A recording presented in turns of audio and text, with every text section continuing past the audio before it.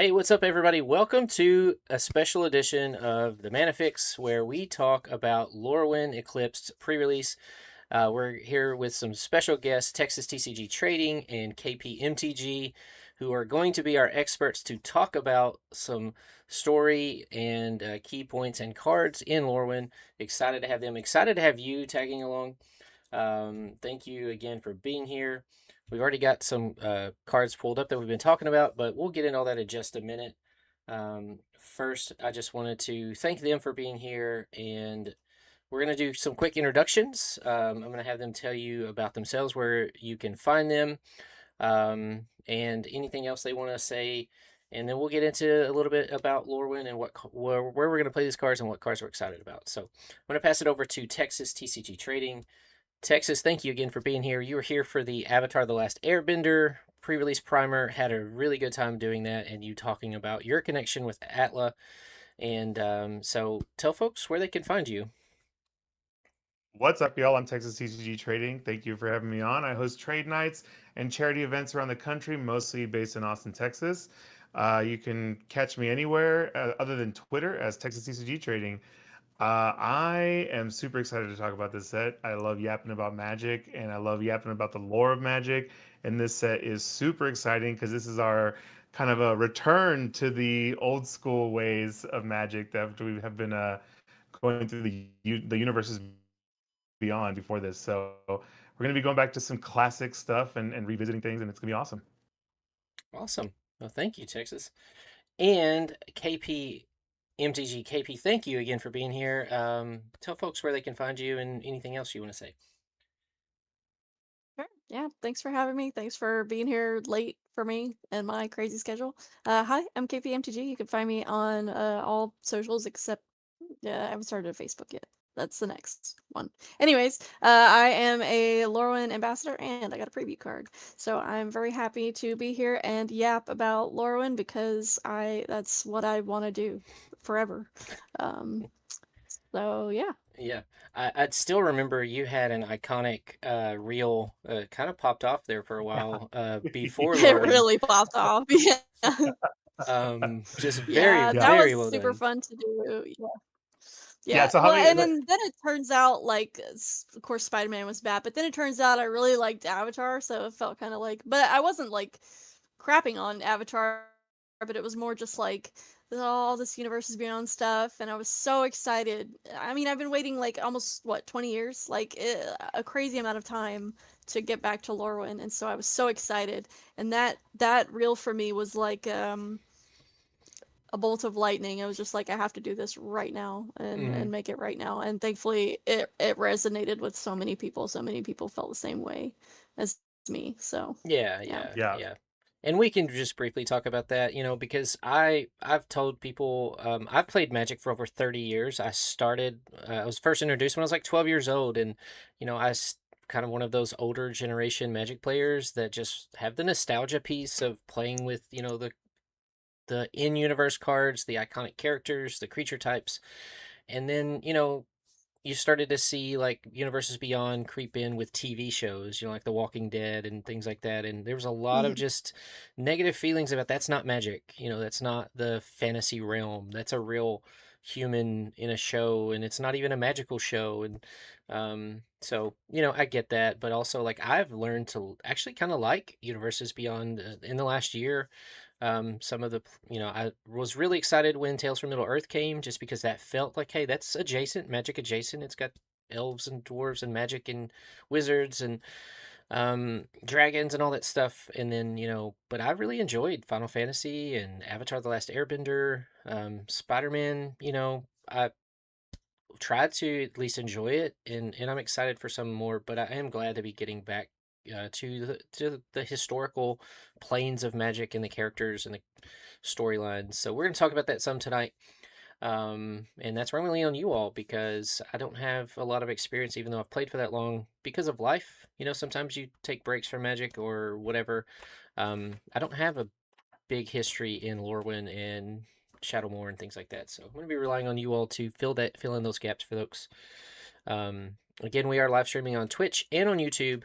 I've got You these, did? yeah, I got these Find Creators tags. Make sure you follow them in all those places. Also, you can follow us all on Instagram. That's where we're mostly active, I believe. TikTok possibly as well.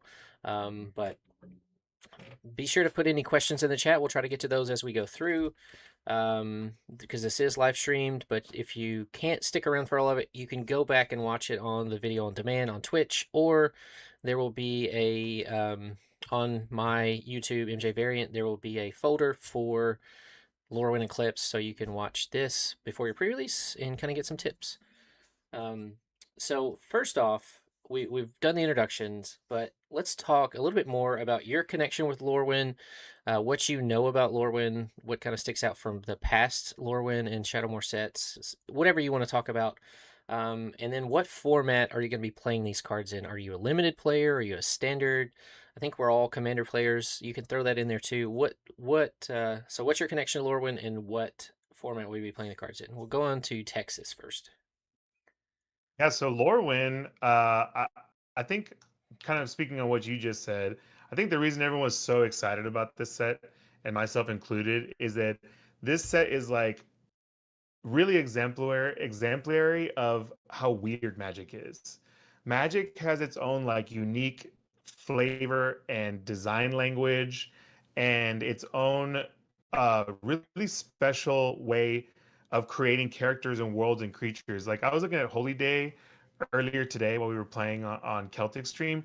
The art for Holy Day is so fucking weird. Like the way they used to design machines and even the way they would depict people, the choices of the colors of their clothing, it was all so out there for so long. And I think that's what made Magic special for so many people over the years. And I think Lorwyn is one of those sets that is just right in that wheelhouse of like strange but endearing.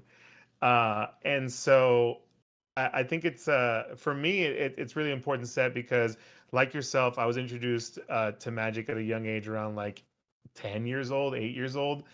No, it was like 12, 13. Yeah, around the same time. Coming off of Yu-Gi-Oh, I went into Magic. And so I took a long break after being introduced to it, only really playing with my cousin, not really playing with anybody in high school. And then when I got to college, people started we bought a box of Eventide, which is the last set from the Lorwyn block. And I fell first. That was the first time I ever drafted.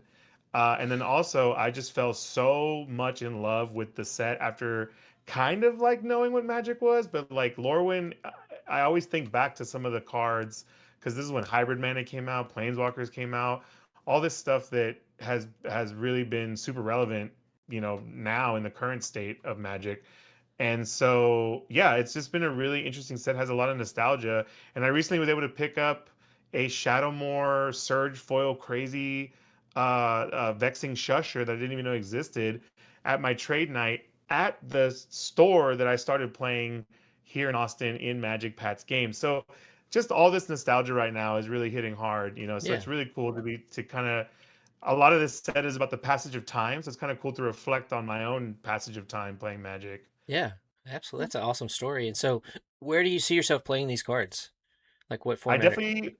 definitely limited. I definitely want to draft it. I think I'm actually more excited for this pre-release though than any other set, and we'll kind of get into why later. But I think the way that this set is designed, uh, it's going to be more interesting to see because they're not doing any seeding, anything like that. So it's the first time I get to just do a pre-release in a while where it's just the cards. They're not trying to like push you into anything. It's just like get the cards and make it happen. Yeah. I am curious about how this is going to affect standard. You mentioned a card right before we got started that maybe will live in standard for a bit, maybe it won't. We'll see. And yeah. So now I will say I haven't found a single commander though from this set yet. So I need to keep digging and really see what stands out to me. Yeah. Yeah. Well, maybe we'll find it tonight. All right. Yeah. Well, thanks, Texas. All right. KP, same thing. Just again, your connection to Lorwyn. Again, we just talked about you were excited about it. You made a reel months before the Mm-hmm. set released. So what is your connection to Lorwyn and where do you plan on playing? So Lorwyn was the first that I ever got into Magic. So my partner at the time taught me to play with core set 10th edition starter decks.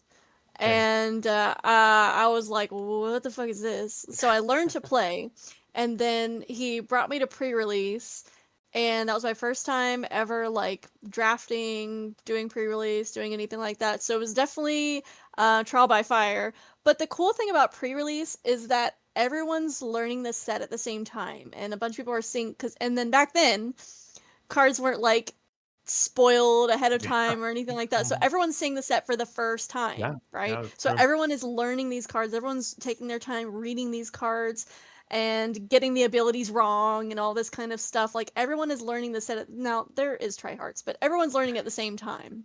And everyone was super nice and super like just helpful. And I was looking at the art and I was looking at these cards and I was like, these are so cool, and the elves and the fairies and the like I was already big into reading fantasy, young adult fantasy novels at the time. And so I just like dove headfirst into it, started drafting and playing. Went to pre-release that day, went back the next day, and I've taken some breaks from Magic, but as far as like being actually able to play and like have a play group and stuff like that, but I've always like kept up with the sets and the cards, and for me the biggest draw to Magic is the art in particular. So seeing a set like Lorwyn with the art that it had was like, what is this? I need to learn all about this. Yeah. And yeah, I've just never stopped. So. Is there a card from the past, the art that just really stood out to you that you remember? I mean, any of the fairies, like I think Bitter Blossom and Thoughtseize and just all of those, like kind of Rebecca Gay and just almost every single piece in the set, I would say. Like even some of the commons you just look at and they're just gorgeous. So I just like lost my mind. Like I would even pick up a token and be like, surely this is worth so much money because it's so gorgeous. And it's like, no, that's a token. That's worth 2 cents or whatever, and the lands and all that stuff. Yeah. So. Yeah. So as we talk about these, we do have a list, so I can look through those lists. But if there's a card that you like, I'll certainly search for it. We just looked at Bitter Blossom and Thoughtseize, and again, just kind of some of this iconic art. And I don't know if any of us put it on our list, but we have a new version of Bitter Blossom. Yeah, I thought about it, but It's Bitter Bloom Bearer, which is on a creature yeah, instead of an enchantment. Yeah. We'll pull it up real quick. And so, here's the original Bitter Blossom enchantment, 1 and a black. At the beginning of your upkeep, you lose 1 life and you create a 1/1 black fairy. This is iconic, used in a lot of strategies. And then Bitter Bloom Bearer, flash flying. It's black. and it's It's Rebecca. Yep. And Like you said, it's Rebecca. Yep. yeah, is Yeah, I that will the say same? again, going back to what you said about the art, I remember something really interesting about Eventide was that it was strangely colorful for such a dark set. Because I Yeah. remember again talking about cards that stand out in my mind. There's that orange wither like goblin or boggart, and he's Yeah. like stark orange against a like black green background with a Yeah. little bit of purple, and that image always stands out in my mind. Like it's just like Yeah. boom. The ones I loved especially were the like Nils Ham kind of arts. Like he would always do like elementals and stuff like that, and Mm-hmm. it was just like this painterly style of like you don't know exactly what this creature looks like, but you know that it's there. Yeah, yeah, Like yeah, yeah. Very um dramatic, very very yeah, yeah. yeah. He Nice. A also lot did of the Bairns. Like there's a new Bairn. He did Gilder Bairn. mm-hmm. Yeah, Yeah, I yeah. saw The you. Baron, yeah. That's like I said. It has Lorwyn of all the planes has just such a unique visual language. Mm-hmm. Mm-hmm. Well, cool. All right, so we're going to move on. We're going to talk about some basics of a pre-release. KP mentioned just a minute ago that you went to a pre-release shortly after you started. I'm sure you had maybe a little bit of uncertainty, anxiety, not really knowing what to Yeah. expect. So we're hoping just to talk about like what to expect if you've never been to one, or maybe you've been on the fence about going to an LGS and playing in it, because it is a tournament, right? It's everyone's getting these cards and you're trying to win. but you don't have to make it high pressure. Yes, we like a little bit of competition. We like to do well and put on display. Like, we're good Magic players, but as KP said, a lot of times you're really just learning it, and there's going to be play mistakes. There's going to be sequencing errors, card evaluation. You put a card in your deck and you find out later, man, this is really not that good. So let's just talk about some basics real quick. So Texas, tell us a little bit about what is a pre-release, how do you participate, how do you play, what do you need to bring? Well, first, bring yourself. Also, bring Go. deodorant. Be nice. Yeah, other than that, you pretty much just sign up at your LGS. You're going to get a pre-release kit. It's a nice little box. It's usually styled to the set. You're going to get a little life counter that's going to have a logo on there as your 20 and then a 1 on there on the other side. And then you get, it's 8 packs, right? No, 6 packs. And you should be paying around $30 to $35. If you're paying anything more than that, make sure they're giving you something extra, because promos you're supposed to be getting. Also, try to go to an official WPN store, because you're more than likely to get your promos and your prize packs and all that kind of stuff. Some stores that are not official will still have a pre-release, and they'll usually supplement with boosters or collectors even sometimes, or boosters from other sets. That's fun too, but if you really want to have the full experience, try to go to an official store, because it also helps the official stores continue to stay official. So you'll get your packs, and then usually it's about 3, sometimes 4 rounds, depending on how many people show up. And then you're gonna build your deck out of whatever you pull from your pack. Highly recommend with most sets to stick to 2 colors. This set you can maybe splash a third. There is a lot of fixing, but most of the time, especially if you don't really know what you're doing, you definitely want to stick to 2 colors. You'll build a 40 card deck. You definitely want to play 17 lands if you're new. Maybe you can do 16, but probably want to do 17, and then the rest is up to you, depending on what you want to do. This is definitely a creature-heavy set, because this is the typal set. That's what Lorwyn was known for. It actually created the kindred mechanic. Used to be called tribal before as well, but of course that has some negative connotations. So they've changed it to typal. But basically it's pick a creature type. This one has got elves, kithkin, giants, goblins, a little bit of noggles, but we'll talk about that, unfortunately. Not. But basically you're going to pick, it'll say on there, create X creature, you'll get X reward. And that's really the point of this set. More than I would say even Atla. Atla tried to do that with Ally, but Lorwyn is the set that kind of set the tone for design going forward when it came to doing creature types and creature type payoffs.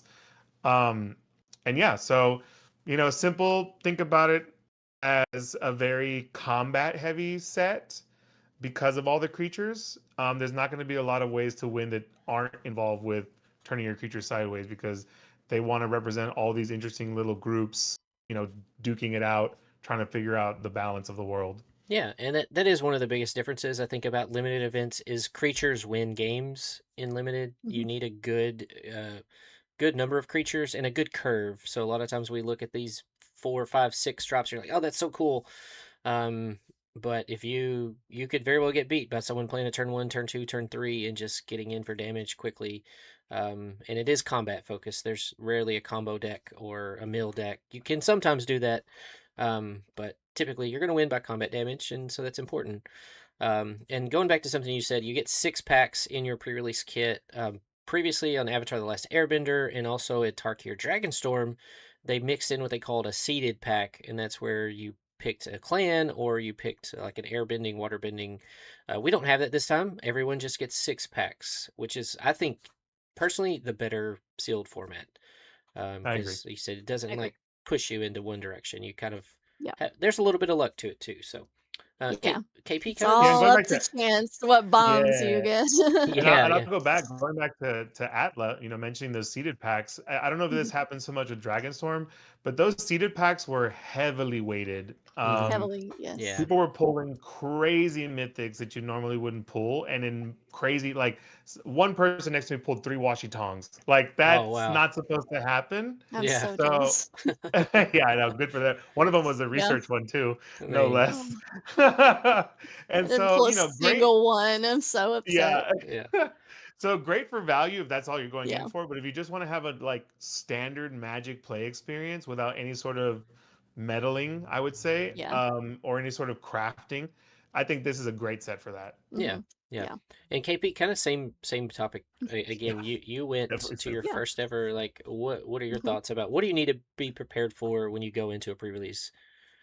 So I guess it depends on the skill level of a person. If you're coming in as a new person, as I was, um, I would definitely invest in a playmat and sleeves. It makes the play experience a lot smoother, a lot better. You're not gonna be fumbling your card or damaging your cards.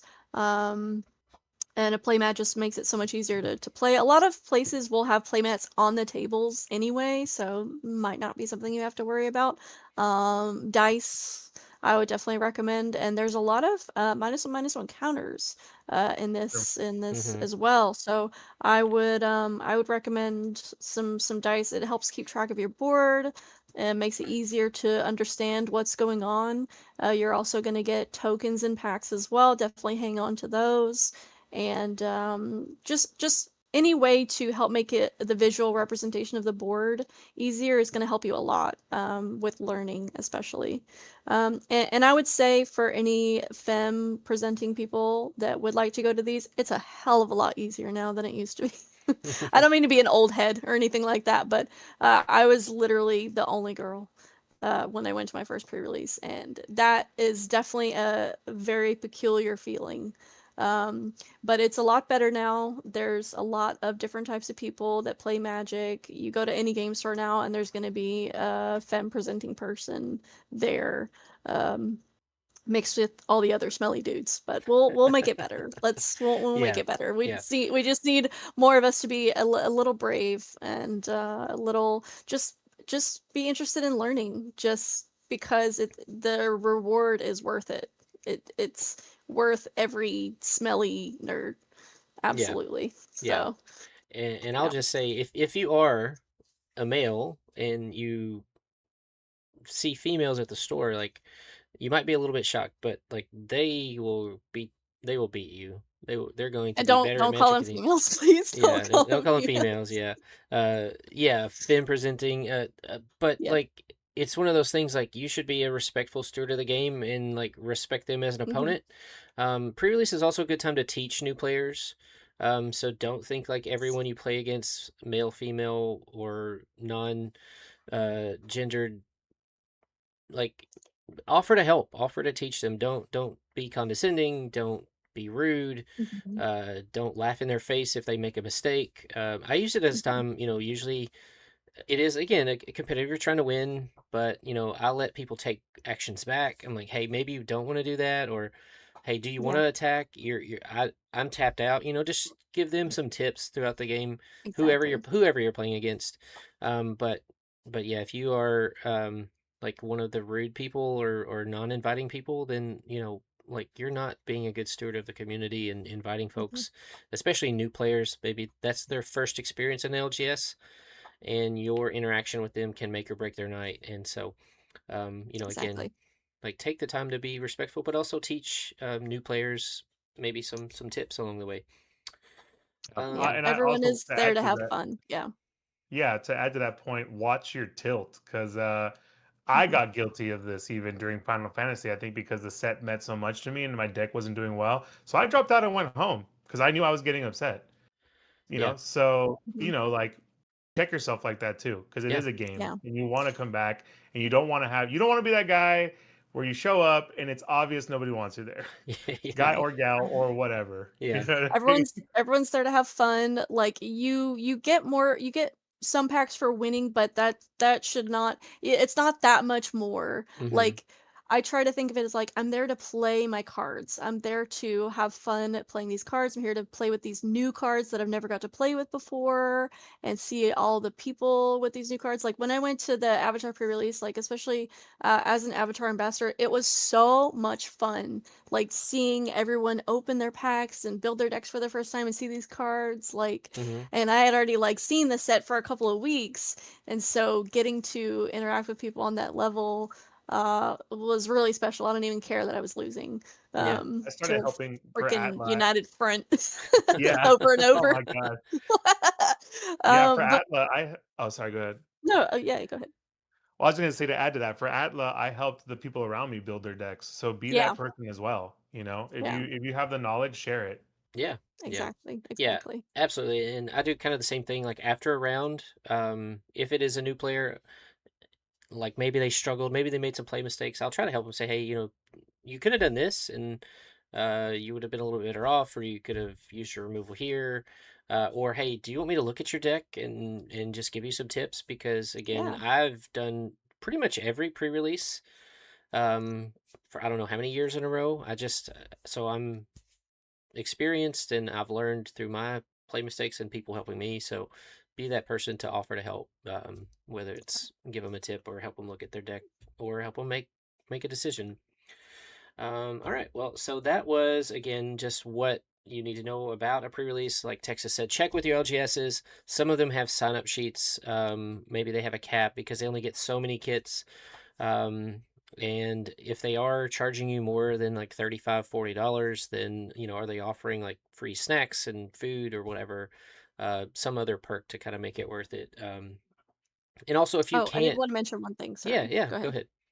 ahead. If you do have an issue with your gameplay or an issue with an opponent, please tell a judge. In every single store, there should be a judge walking around answering any questions, anything like that about rulings or anything like that. But please, please, please, they are your like support. If you need help or anything like that, talk to a judge. They are there to help you. Oh yeah, that is a great point. Don't just rely on your opponent to know the correct answer.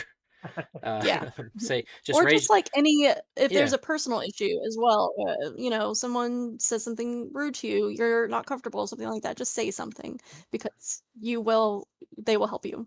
Yeah, absolutely great point. um Yeah, so that was a little bit about that. We are going to talk about a strategy real quick that I implement, and I try to teach people how to evaluate the cards that you open. So we just explained that you're going to open 6 packs. Again, there's a little bit of luck to that. Like somebody might pull 3 washi tongs. Or these play boosters sometimes have up to 3 rares in a pack. We have a lot of cards that are not standard legal. They're not in the standard set, but they're special guest cards. You may get some of those. Anything you open, including your promo, is available to be put in your deck. But how do you decide? How do you decide what colors to play?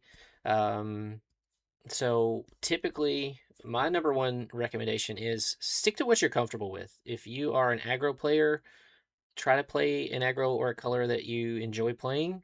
You're gonna have more fun. You're gonna be more used to kind of the mechanics of it. If you're a control player, look for your removal and your counter spells and things like that, and kind of start there. But number one, I think you're looking for bombs.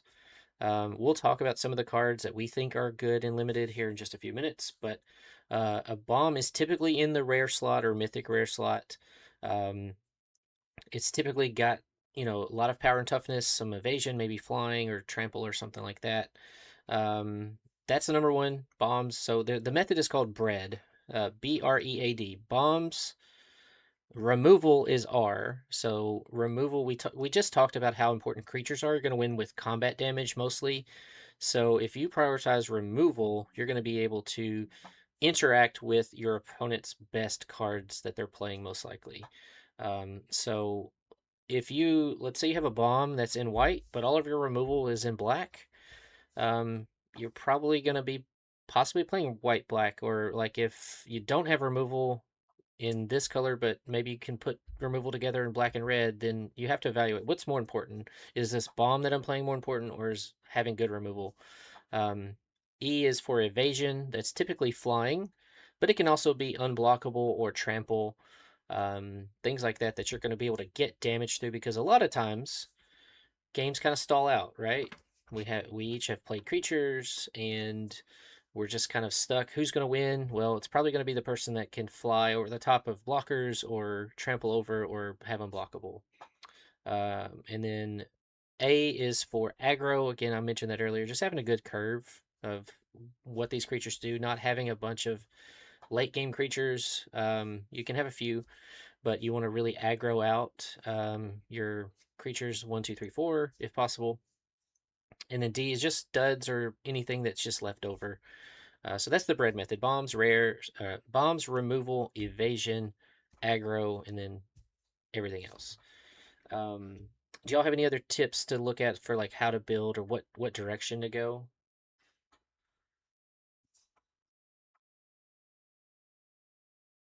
Texas is thinking. Yeah, yeah, I would say, and this is the kind of same thing with Atla. This will be, you can make a monocolored deck that doesn't look like a monocolored deck because of all the hybrid and all that. So, like, if you see a really good card that's a hybrid color, just remember that's either or. So, Yeah. again, with Atla, I've done it many times. I take the earthbending white green guy that adds counters and play it in mono green, play it in mono white. So keep that in mind while you're building, especially in this set. Yeah, KP, same thing. And I'm going to look for a hybrid colored card while you're doing that. Yeah. I would definitely say let your cards guide you. That's my advice, is literally heart of the cards. Like, let your sealed is so random.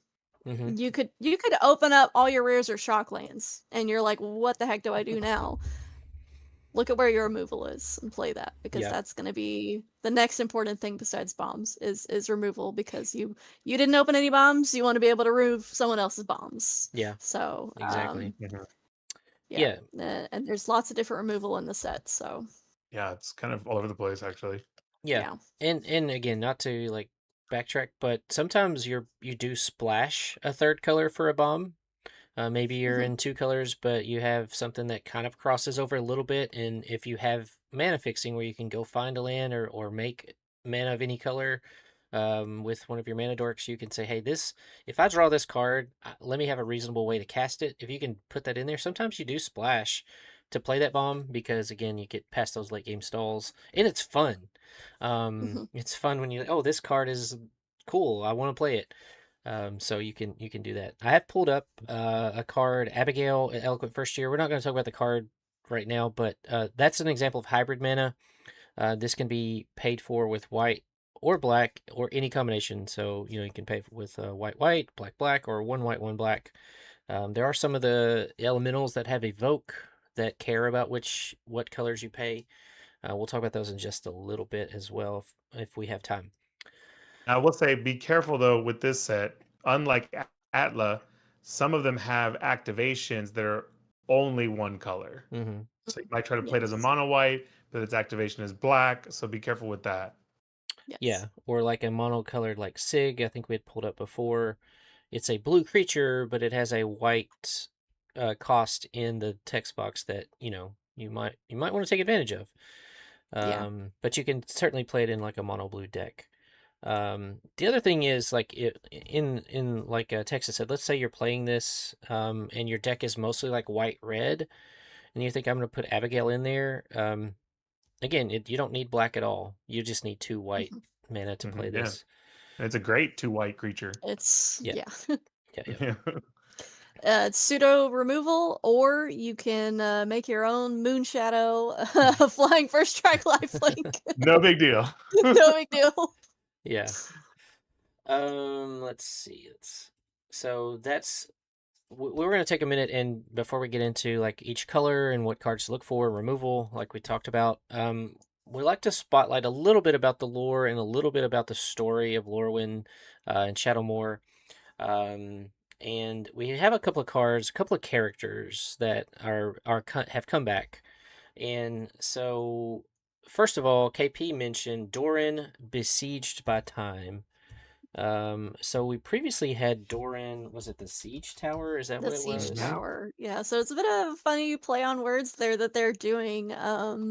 So the new one is Doran Besieged by Time, which is definitely a power corrupt Doran in a way. I mean, he doesn't have the thing where he cares about dealing combat damage with toughness necessarily, but he makes your creatures that have big butts, or as we say, with the big toughness, make them a little cheaper and Yeah. gives him a buff. Yeah. I would definitely consider him not necessarily a bomb. He's just quite strong Yeah. in that it's going to give your creatures a buff if they have a difference of power and attack, Mm-hmm. which is, I mean, and he's a 0/5 for 4, which is pretty good.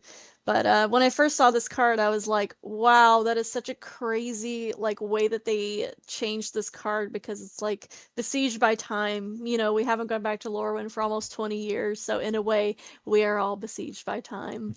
We're all feeling a little Doran. We're all feeling a bit like Doran. Yeah. But yeah, I love how they changed him and made him older.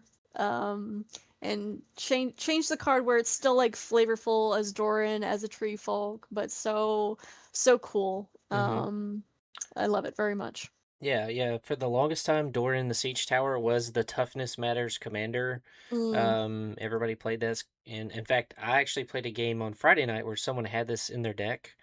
And again, it was like it's really cool. And then to bring it now to Doran Besiege by Time, we got the same power and toughness, just a little bit different. So you can play them both in the same commander deck. But hmm I don't know much about the story though. Do you know anything about like Doran's in the character in the story?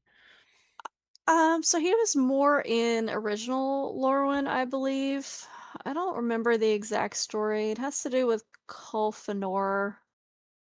I don't remember him being super like pivotal to the Mm, main part of the storyline. no, there was like a side plot. Yeah. Yeah. I think it's similar to now. I think he's just kind of there like as part of like set Mm, dressing. Yeah. yeah. So Um, you talked I think Texas. You I talked don't a think he little. even. I was gonna say you Sorry. talked a little bit about the type pool. We have like elves and fairies and goblins and bogarts and merfolk and kithkin. There are tree folks as well. They're not as Giants. Yeah. giants. So This is actually where Tree Folk came from, I believe. Yeah, it is. Yeah. Yeah. Well, they were in Magic before, but this is where they first got typal kind of synergies of like this Right. cares about having tree folk. hmm Um, but they've always been kind of I would say tertiary creature type, because there's the 5 main ones for each of the hmm colors. hmm Um, Yeah. so Yeah. and then giants and tree folk were extras. Yeah. And kind of going into more of like the inspirations, Tree Folk are part of Celtic myth, which is we know Tree Folk because we think of like Lord of the Rings because of ants, but hmm that's where Tolkien got that from, is Yeah. from Old English and Celtic myths about the Tree Folk. Gotcha. And I know you said that some in our pre-chat about the Celtic myths and about kind of the storylines. Um, and you wanted to talk about Brigid, right? So hmm we have Bridget here, and I'm not sure if Bridget had a card previously. I'll look for it. But Yeah. you want to talk It a was little a bit more hero. about the myth and Yeah, so Bridget is a Kithkin, which is again like a very liberal interpretation of this yeah. And Celtic myth. But here's the this whole original. set, oh yeah, the hero of Kinsbale. I think the most interesting thing about this, again talking about besieged by time, is that this is Bridget when we first saw her, and then now we're seeing her as an old woman. So quite a lot of time has passed, and I think it's really Mm, interesting because in the original storyline, the night and the day cycle, they would last for centuries, but it was almost like they were like frozen. It wasn't really. It would almost be like they would just reset to who they were before. It wasn't like an actual passage of time. So it's really interesting how now they're playing with this duality, but Mm-hmm. over years, over lifespans, versus kind of how they were in this frozen state before. Yeah. Yeah. But yeah, going back to like the myth. So this is also interesting that Mythkins are the closest we get to humans, because this was also, from a design perspective, the first set they did with no humans whatsoever. That was like very specifically done because they wanted to switch things up. They had been doing that for so long. They had just come off the Urza cycles, Kamigawa, all this other stuff where humans were very much the focus, and they wanted to really embrace not the fairy tale, but the mythic side of this, and how it's this strange world that is kind of in the forest on the fringes of society. And so it's really cool how this is, there's no humans in the set. It's all just all these weird humanoid creatures. Mm-hmm. And before we move on, this card has gotten a lot of attention, which the price is not very high. I say a lot of attention. It's just because it's one of the flip cards. It's one of the cards that after the turn after you play it, at the beginning of your first main phase, you may pay a green if you do transform Brigid. And it transforms into Brigid Dune's Mind, and it is a Gaia's Cradle type effect. Mana dork that adds a green or a white, where X is the number of other creatures you control. So, I mean, Mm-hmm. this powerful enough in limited. For three mana, you get a 3/2, a little bit underpowered, but it also enters and creates a 1/1, so you get 2 bodies for 3 mana, which is always good in limited. But then you have this effect that you can transform it and then start adding white or green mana. So Yeah. what are your And thoughts then about this another also guys? showcases. I don't think this is going to be another Gaia's Cradle, because I think it's going to get killed every single time it Yeah, gets played before it can even Yeah. transform. yeah, We've seen easy to similar remove. guys cradle effects before, and they are don't pop off as much as people think. Mm-hmm. No. There's a reason why Guy's Cradle is expensive as it is. Yeah, Yeah. So because it's It's the hard best to effect for that thing. yeah, So it's hard to beat a fetch into a land into Gaia's mm, Cradle like, yeah, with yeah, crop it's hard rotation. to be. It comes into play untapped. You yeah, can use it Yeah. right away. yeah. You Yeah. can do busted things with it. So, Hmm. what I did want to mention, so with the transform stuff, I do think it's actually really cool that you can keep transforming it. Going back and forth On each each of your turn. successive turns, because you can transform her back and get another token. Yep. You can kind of just, it's just another way to like, it's not just useful, it's not just an interest trigger. You can keep Hmm. doing it, and you can keep getting value Mm-hmm. Yeah. accumulated, and that's super important in a limited environment as well. I think this one's, it's fine, it's good. I wouldn't actually say it's a huge No. bomb. It's good in the Kithkin deck for Yeah, sure. Um, get a Kithkin, get another Kithkin. yeah, Um, yeah, you want a lot of bodies in that deck anyway. yeah. And the cool thing about this one is if you do flip it, the next turn you have the option again to flip it back and get the Kithkin. But you can also, since it's in your main phase, you can tap it for mana and then use that white mana to Mhm. clip it back, and then use the extra white mana to cast some more spells. So, pretty cool. We'll talk about another one here, Yeah. which is part of the story. We I did didn't. want to mention Yeah, go ahead. I did want to mention that I think also what's really cool about this card, and that it and I think all the flips do this, but this one like really showcases the dichotomy, the duality of Shadowmoor and Lorwyn. Mm-hmm. Because when the Kitkin, when they're in Lorwyn state, they're super communal and they're super inviting, and they're all they're all about like this group dynamic. And then when they flip over to the Shadowmoor side, that still exists, but then it becomes this like xenophobic, because they experience what's called the mind weft, where all their minds become a hive mind. So they have an emotional, kind of like the show Pluribus that's going on right now. So, but because of that, they also share emotions, and things like paranoia, anxiety, and mistrust of outsiders get amplified. Mm-hmm. And there's a card that talks about that in the flavor text. So I think it's really cool how like the Shadowmoor side is not necessarily the evil side of all these tribes, or all these Mhm. these clans, or groups. It's just kind of like an amplification of potentially some of the more negative aspects of their other versions, and then vice versa. Mhm. Yeah. Yeah. And yeah, so kind of going on that same line, we have Irdu, Carrier of Dawn. So this is, I guess, the celestial body that kind of embodies Lorwyn. Is that right?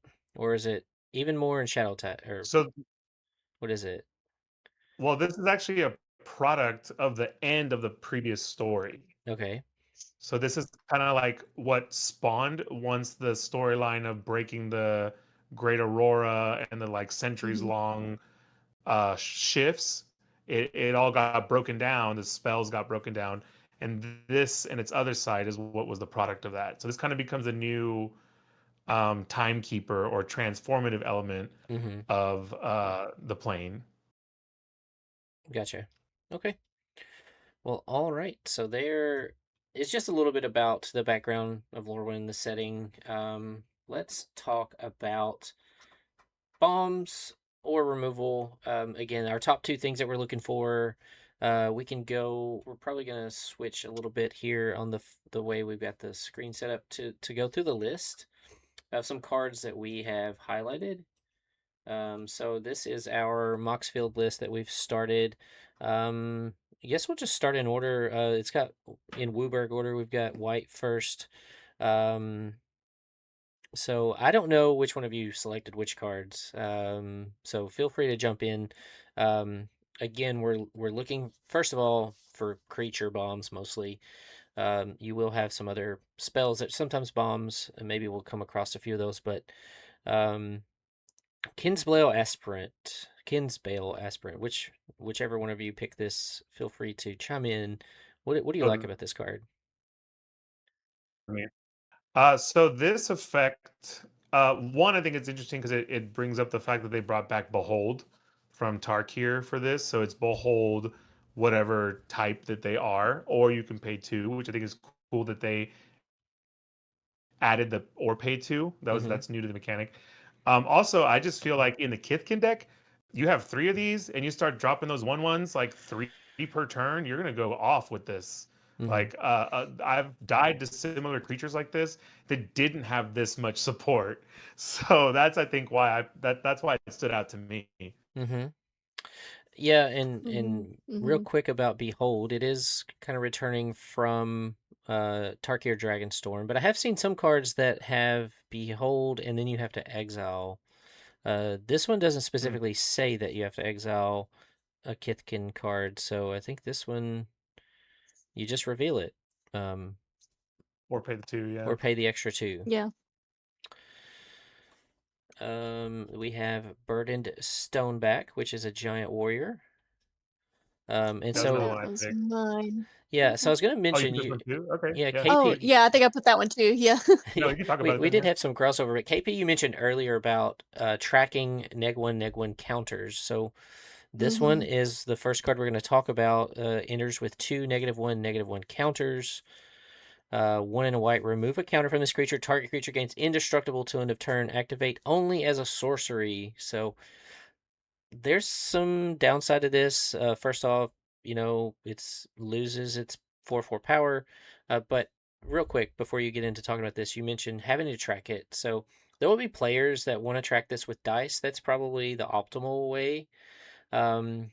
It can get a little confusing. I'm not sure if there's many cards that put +1/+1 counters on it. Most of them are negative counters in this set. There are some people that want to track it by like an infinite token, something like that. That can get a little bit confusing when you have counters and then you have static buffs. Static buff is anything that adjusts the power and toughness. So I would recommend you use dice if at all possible, or some sort of physical piece, game piece to show that it's a counter and not just a change in power and toughness. So, KP, go ahead and tell us about this card. Sure. I was going to mention a lot of the decks also have the pre-release boxes also have little punch-out things. Yeah. So they should have the little punch-out -1/-1 counters as well if you want to use that. That's a great way. Yeah. I literally always forget about that stuff. Yeah, I do too. I do too. But I like using dice. Also in this set, I don't believe there's a ton of 1/1 counter stuff. I think it's mainly -1/-1 counters. Also, state-based actions, they will cancel each other out if there are both on a creature. Mhm. So if you have a -1/-1 counter and a +1/+1 counter, they will just cancel each other out. Yeah.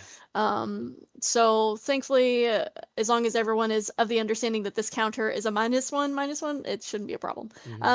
But yeah, I like this creature because it's 2 mana, and you can remove a -1/-1 counter to give target creature indestructible to end of turn. So it's only a sorcery, unfortunately, but it makes your attacking super good to do stuff. Also, if you have any like other synergies with it, like any other fight spells, anything like that, your creature is indestructible, and then the giant gets bigger because you're taking off -1/-1 counter. So eventually, it's a 4/4 later on, and I really like creatures that grow later, especially in limited, because you play this on turn 2, and then later it's a 4/4. Yeah. So it just kind of it makes your deck a little bit better, your curve a little nicer.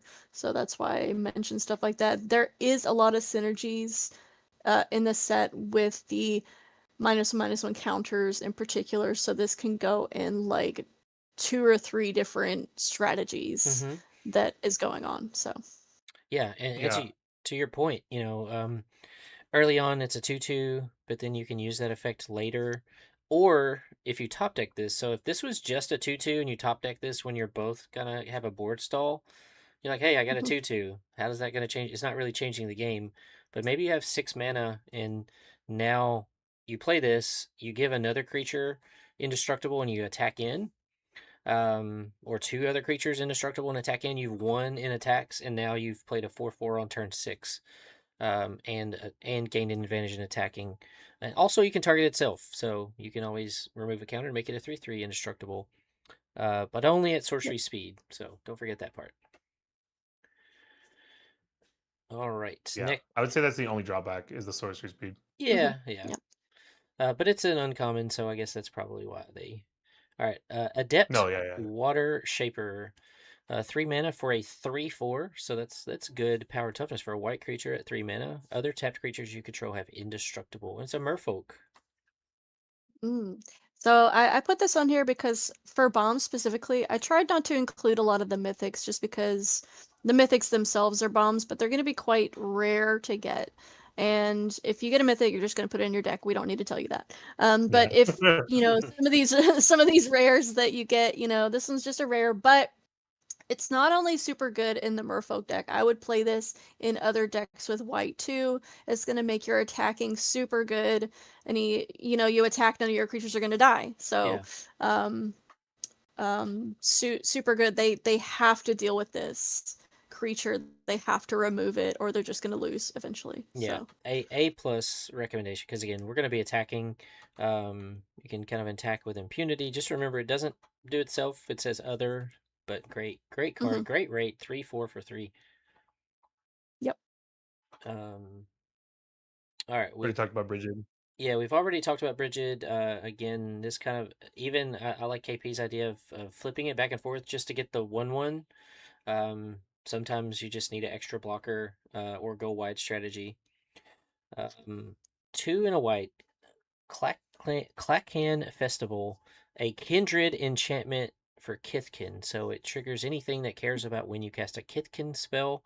Also, just a little bit piece of outside of magic. Kindred is another card type. So if you've ever seen someone play an Atraxa and they get a land, an instant, a sorcery, a creature, an artifact, an enchantment, Kindred is another type on that list. So it's actually another card type, even though it's an enchantment. Kindred is its own. When this enchantment enters, create a 2/1/1 green and white Kithkin creature tokens. So for 3 mana, get 2 tokens, and then for 4 and a white, create a 1/1 green and white Kithkin creature token. Yeah, I included this because it's obviously perfect for the Kithkin deck. You make 2 bodies, and then you can go wide later, which in limited, a lot of times what happens is you're stuck drawing lands and you have nothing to do with your mana. This just gives you another way to sink your mana. Get a chump blocker if you need a chump blocker, or go wide and just get more bodies on the board. Good rate, good Yeah. card. Yeah, that is underestimated. Having something to do with your mana late game, especially when you're top deck mode. Crib I think swap. especially in white too. Yeah, I yeah, feel like Yeah. white really sinks. yeah. Crib swap. This is a reprint. We've had this card before, but 2 and a white kindred instant shapeshifter. This card is every creature type. So if you're in some sort of deck that cares about when you cast a merfolk spell or whatever. This fits every deck. Exile target creature, its controller creates a 1/1 colorless shapeshifter creature token with changeling.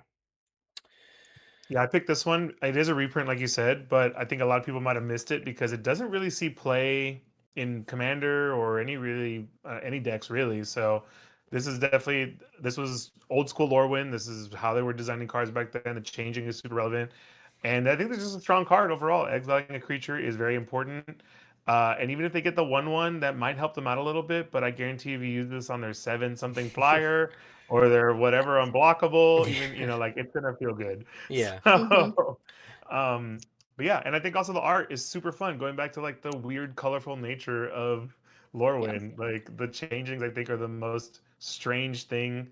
I don't know if everyone remembers Kavu Colossus, which is just a bunch of changelings in like a Chameleon giant. Colossus, yeah. Yeah, Chameleon Yeah, Colossus. like Yeah. it's like a giant, but it's like all the changelings stuck together and it's like Yeah, walking. Yeah. exactly. Yeah. So Yeah. I think they're one of the funnest creature types out of this set. I think this For is sure. getting The most you fun. ready for the Marvel superheroes. That's a baby Nightcrawler there. Maybe Maybe Nightcrawler. Scroll. Yeah, Scrolls will definitely be shapeshifters. Yeah.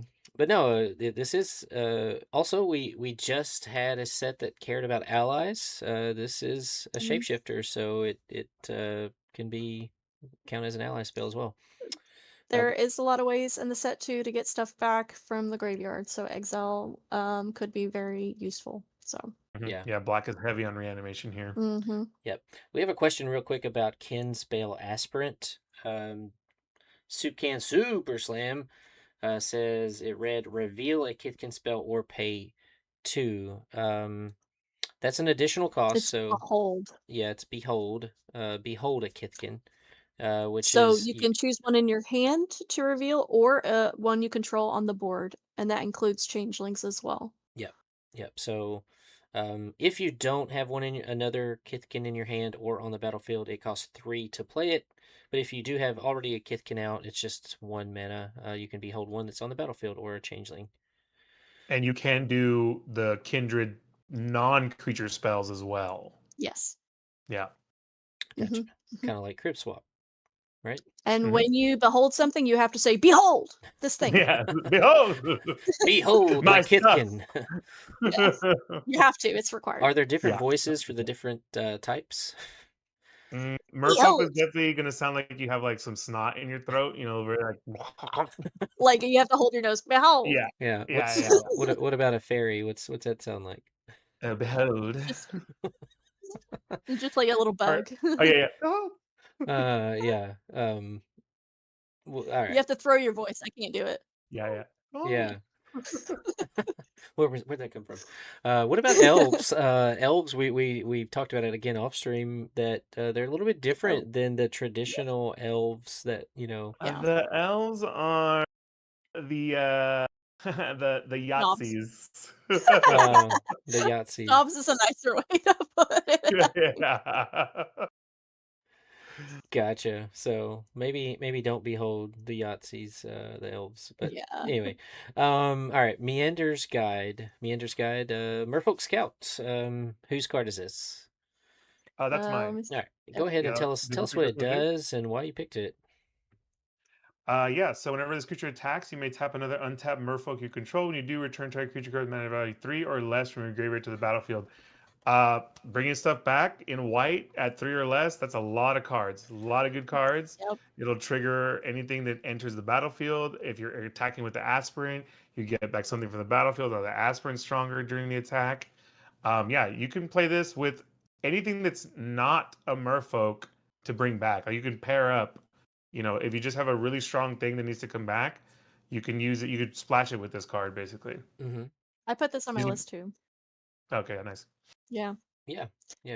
Nice. Just being able to bring back to the battlefield is kind of cracked. Like not just going to your hand, goes to the battlefield. And the merfolk have a kind of tap untap sub theme as well, so you might get something just attacking. Even if this creature dies, you're still gonna get rewarded for attacking with it, and you can loop them, by the way. Yeah. So. Yeah, and Yeah, just because there's a merfolk where you tap it and you draw a card. So you get to Yeah. attack, draw a card, and res something from the graveyard. Mhm. That's pretty nice. yeah. And if And, you have 2 of them, so if you attack with one dies, bring the other one back, Mm-hmm. and yeah. just do that every turn. Mm-hmm. Yeah, So and just imagine your opponent finally got their removal for your Adept Water Shaper, and then and then you play Meander's Guide and oh just my god, yeah. attack with it and bring it back, Exactly. And it's Exactly. and then it's indestructible. indestructible, and you're just like, Oh, ha. gross. This is the old Brigid. We're gonna move on. We've already kind of mentioned Urdu again. Mythic rare, 5/5 flyer for 5. This frontside flying lifelink. Other creature spells you can control have convoke. Already great. Mhm. Backside, maybe a little bit better if you're worried about removal spells. It doesn't protect itself. It does say other, but persist. I don't remember seeing a lot of cards with persist in this set. Persist was a mechanic from the previous set. It's Um, kind of broken. I think that's why they were very Yeah, careful this time yeah, around. yeah. Because Kitchen Finks is from the original set, that's and right. you can do nasty shit with Murderous red Kitchen Finks. crab. Murderous red cap. Can't say Oh that. yeah, Yeah. yep, that's true. Yep, yep. Yeah. Yeah, yeah. I do want to say Um. something about this card because it brings up Convoke, which is in this set, and I play Convoke. I built a Convoke deck for my girlfriend, and Convoke is. I think it's going to be stronger in this set, but it is a trap. You got to be careful. Hmm. It's very easy to have 10 cards in your deck that cost 6, 7, 8 mana, and you're like, oh, I'll get there, and you don't get there. Yeah, So yeah. be careful with Convoke in this set. Yeah, better For in the sure. go wide token strategy. But yeah, real quick, persist. Kitchen Finks. This is not the right. Let's see if we can pull up the right printing. Maybe one of these There it is. Yeah. original printings. It doesn't Uh, have the text on it. The yeah, Yeah, rules thank text. thank you, the Mystery important Booster part. Two. Persist. Yeah. Persist when this creature is put into a graveyard from play. If it had no -1/-1 counters, return it to play under its owner's control with a -1/-1 counter. So the backside of Irdu is Sulu, and it gives your creatures persist. So if they die in combat, they come right. If they had no -1/-1 counters, they come right back with a -1/-1 counter. So both Yeah. sides really Very strong. good. This card is Uh, just a bomb. I mean, flying yeah, lifelink 5/5. You can't go yeah. wrong. You Mhm. should play I this. will say in the previous sets, Spider-Man, Avatar, multi-sided, double-sided cards, a lot of them had a mana value on the front side and the back side. This does not. This can only you can only play it if you're playing white, because you Mhm. need the 3 white. It is black on the back side, but you can't cast it. So Mhm. only downside is, from previous sets, some of those MDF C cards you could play in multiple colors, but this you can only play it in a deck with white. Mhm. Curious Colossus. This is a really cool card. 7 mana, so you don't want to play a lot of high end cards, but 7 mana. Giant Warrior 7/7. When this creature enters, each creature target opponent controls loses all abilities, becomes a coward, in addition to its other types, and has base power and toughness 1/1. Yeah, I picked this one. I don't know if you picked it as well, KP, but yeah, I mean, this is a Yeah, bomb as you can get in white. If you have some trample, you're winning. I mean, Yeah. late game, and this effect Yeah. does not care if this creature dies. It does not care if Yeah. this. Stays forever. Yeah, it's Yeah. it's not so. Humility. Some people love the card. I hate the card in Commander. Um, this just puts it as an effect, and it, like I said, it doesn't go away. It doesn't matter. Mhm. And So there's a black card that puts -1/-1 counters on everything, so you can combo with that, similar to Maha, its Feathers Knight. Mhm. So yeah. yeah. I didn't include this just because it's a mythic, so your likelihood of getting it is not super high, Hmm. but it is really good. Notably, it doesn't have any text that cares about like it being cowards or anything like that. Like there's some other Yeah. stuff that cares about cowards not being able to block, but this doesn't say that.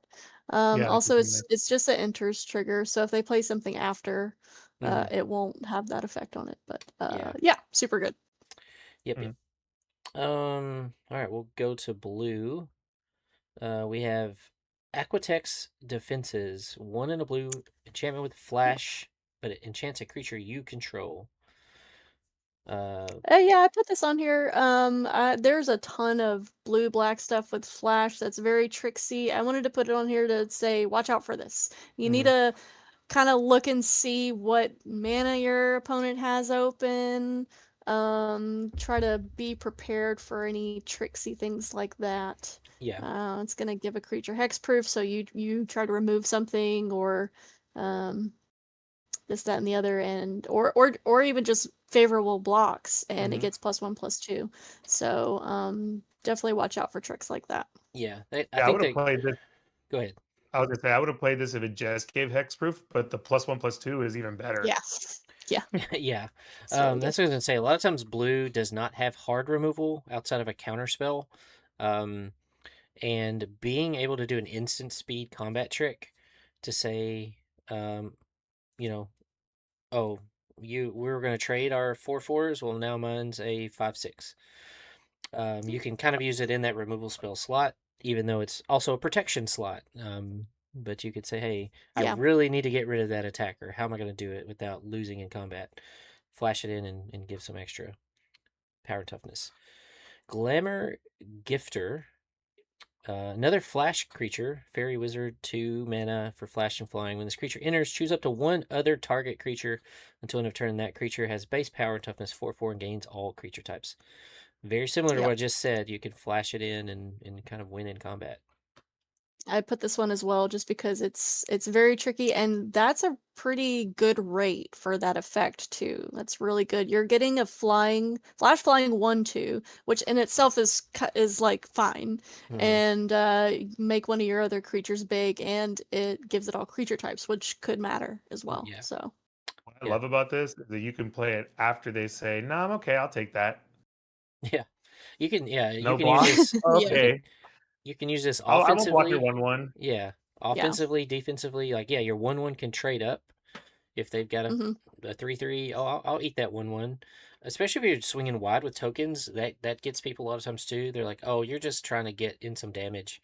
I'll block one of those and then you like flash this in and kill their creature and you yep, win the game."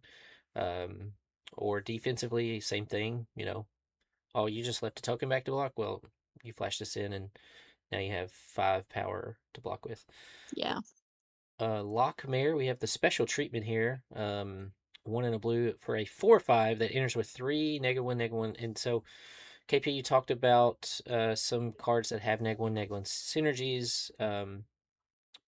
hmm Again, this one kind of has a little bit of all that. At late game, you could definitely use a 4/5, but on curve, you would get a 1/2. Yeah, I picked this yeah, one. I don't know. Did yeah. you He pick picked it this too? one. Yeah, Yeah, I picked this Mm-mm. one just because I love on-board draw. Because again, you could put this down game 2 and turn 2. Yeah. not use it until you're gassed out. You put it turn 2, you just leave it there, and then you're gassed out later. You draw cards. You can draw 3 cards in one turn if you have the mana for it, which is very relevant in limited. Mm-hmm. And then the stun counters is also super nice. You can't do it as much, but there are other cards that let you redo counters on stuff. There's a lot of blight, especially in Mm-hmm. black and stuff like that. hmm So being able to stun things, I've been using the stun cards a lot in Atla, and I'm imagining this will be just as effective.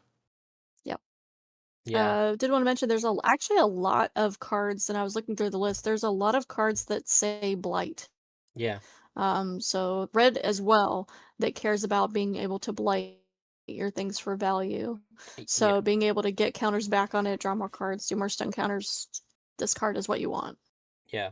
I will say traditionally, I have not liked the cards that enter with -1 counters. Like we had that in Amonkhet and things like that. I never really liked those. It's just kind of it made you think a card was better than it was, and then you had to expend extra resources. But this card, obviously, it's mythic, so you have the card draw option and the stun option. It is better, but don't. I think some of these are going to be traps where you're like, oh, that card's really good, and then you play it and you're like, well, it wasn't as good as I thought it was.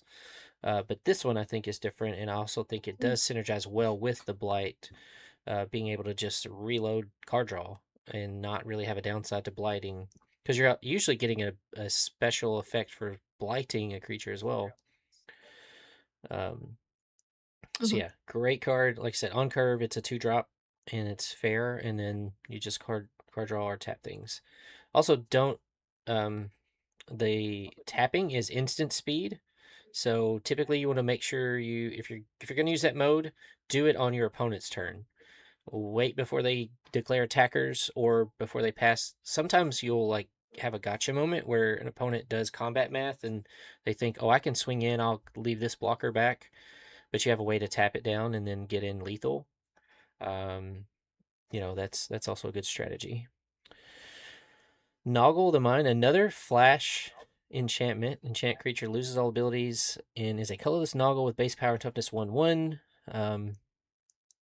Again, just kind of adjusting, use it in combat. We don't really have to go into great detail about this one. We've already kind of hit on these others where use it offensively, defensively. The loses all abilities is cool too, because you can shut off things like we just talked about, Lockmere. Yeah, and I also say Mhm. I picked it because it's the only card that's showing off Noggles, I think, in this. Maybe there's one other, and There's one Noggles other is probably one. my Yeah. one other. Good, yeah. Well, that was probably my second favorite creature type from the original Lorwyn, just because again, Mhm. so weird. Yeah. What's a Yeah. What? What's a Noggle? Yeah, It's a it's like some donkey kind of basically. yeah, like a weird donkey rabbit thing. Yeah. Yeah. Donkey rabbit. I'm trying to keep The the other one is like the multicolored one, the green red one. That's let's see what it's Oh, called. weird. Because The they one were that makes blue red. treasure. Oh, nice. Okay. Noggle Robber, Noggle the Mind. Noggle the Mind's what we're looking at. So Noggle All the ones we're Robber. Yeah. looking at. Noggle Robber, here it Naga is. Robber. Yeah. That's the new That makes sense. one. Yeah. Makes a treasure. It's a Noggle Rogue. Yeah. Yeah. Hell Cool. yeah. Yeah. I didn't put that card on there because making a treasure is actually super good and you can splash stuff then, and you can play it in green or red. Yeah. So if Mhm. you get a bomb that you want to splash, definitely play this. It's a really good rate too. 3/3 for 3. Enters, make a treasure. Dies, make a treasure. That Yeah. we've seen kind of a similar thing before on limited creatures, and they are usually some of the most played creatures in the set. So Yeah. I like Mhm. cards like this that ramp you on turn 3 because now it's like your 5 and 6 drops mhm. aren't so far away. Especially if Yeah. you also end up blocking with it or attacking in and they kill it. You're just like, oh, cool. Now I can play that 6 and 7 drop. But okay, Noggle the Mind. Sig, another one of the flip legends. Can't be blocked. Legendary Merfolk Wizard. When it enters or transforms, target creature gains whenever this creature deals combat damage to a player or planeswalker, draw a card until end of turn. It can target itself when it flips. You're not going to do it when it enters because it has summoning sickness, but good on the front side and the back side. Still can't be blocked. And this time creature you control gains protection from each other color until your next turn. Mhm. I put this on the list because this card is absolutely busted. Not only is just like a 2/2 for 2 that can't be blocked, like you're drawing cards, the other side gives protection from all colors, so it means a creature can get in. Protection from all colors basically means it's going to be unblockable. Um, so uh, yeah, and it's only a rare. Like this card, if you get this card in your pool, please play it. Like Yeah. it puts your opponents on a 10-turn clock. They have to deal with it. So Yeah. Yeah, I agree. I picked it all for the same reasons. And unblockable, like they tried to do it with the otters in Atla, and I have been killed by them sometimes. But when it's already on the creature, no questions asked, it's always a problem. Yeah. yep. Yeah. Yeah, it's a great card. That's not even including any merfolk synergies or anything Oh like yeah, that. exactly. Just purely, you could just put this in a blue deck, and it's a good Yeah. creature. Yeah, and again, just a Yeah. reminder, if you end up playing like blue black, try to find a way to make white mana. If for some reason like my white pool wasn't really that good, try to find a way because being able to have the option to flip it back and forth may win you the game. So whether that means like splashing a mana rock or something like that, or a way to fetch a white, might be worth it. Oko, Lorwyn Liege. Mhm. Let's just, I don't know, admire Oko real quick. Perceive Oko. Look at that. Is that an 8-pack? What's going on there? I don't know. Yep. And yeah, feel free to talk about Oko. Planeswalkers are always I, good. I In love the limited, original they're Oko. always bombs. Yeah, the original Oko, every Oko has been pretty good. In limited at least. So I like the other side of this one more. That's kind of more why I picked it. I think the other side's better yeah. because of the self milling and the creatures, and then the emblem is Mhm. also very relevant. Yeah. But yeah, I just think that Oko is a really fun character. I love old Oko. I'm glad they put him in here. It's a little weird lore wise, but yeah, I think it might be one of those cards that seems very simple, but I think it's very versatile. Mm-hmm. Mhm. Even being able to just give the +2/+0 can be really relevant with someone like Sig. It's -2, -0. Yeah. Oh, it's Yeah. -2. My bad. I Yeah. thought it was This +2. reminds me of like. Sorry. But he can protect himself if he needs to. Yeah. Yeah. Yeah, well, Like that's even so. better actually We've because had we've Yeah. had versions most of Jace planeswalkers like this. Yeah. these days don't.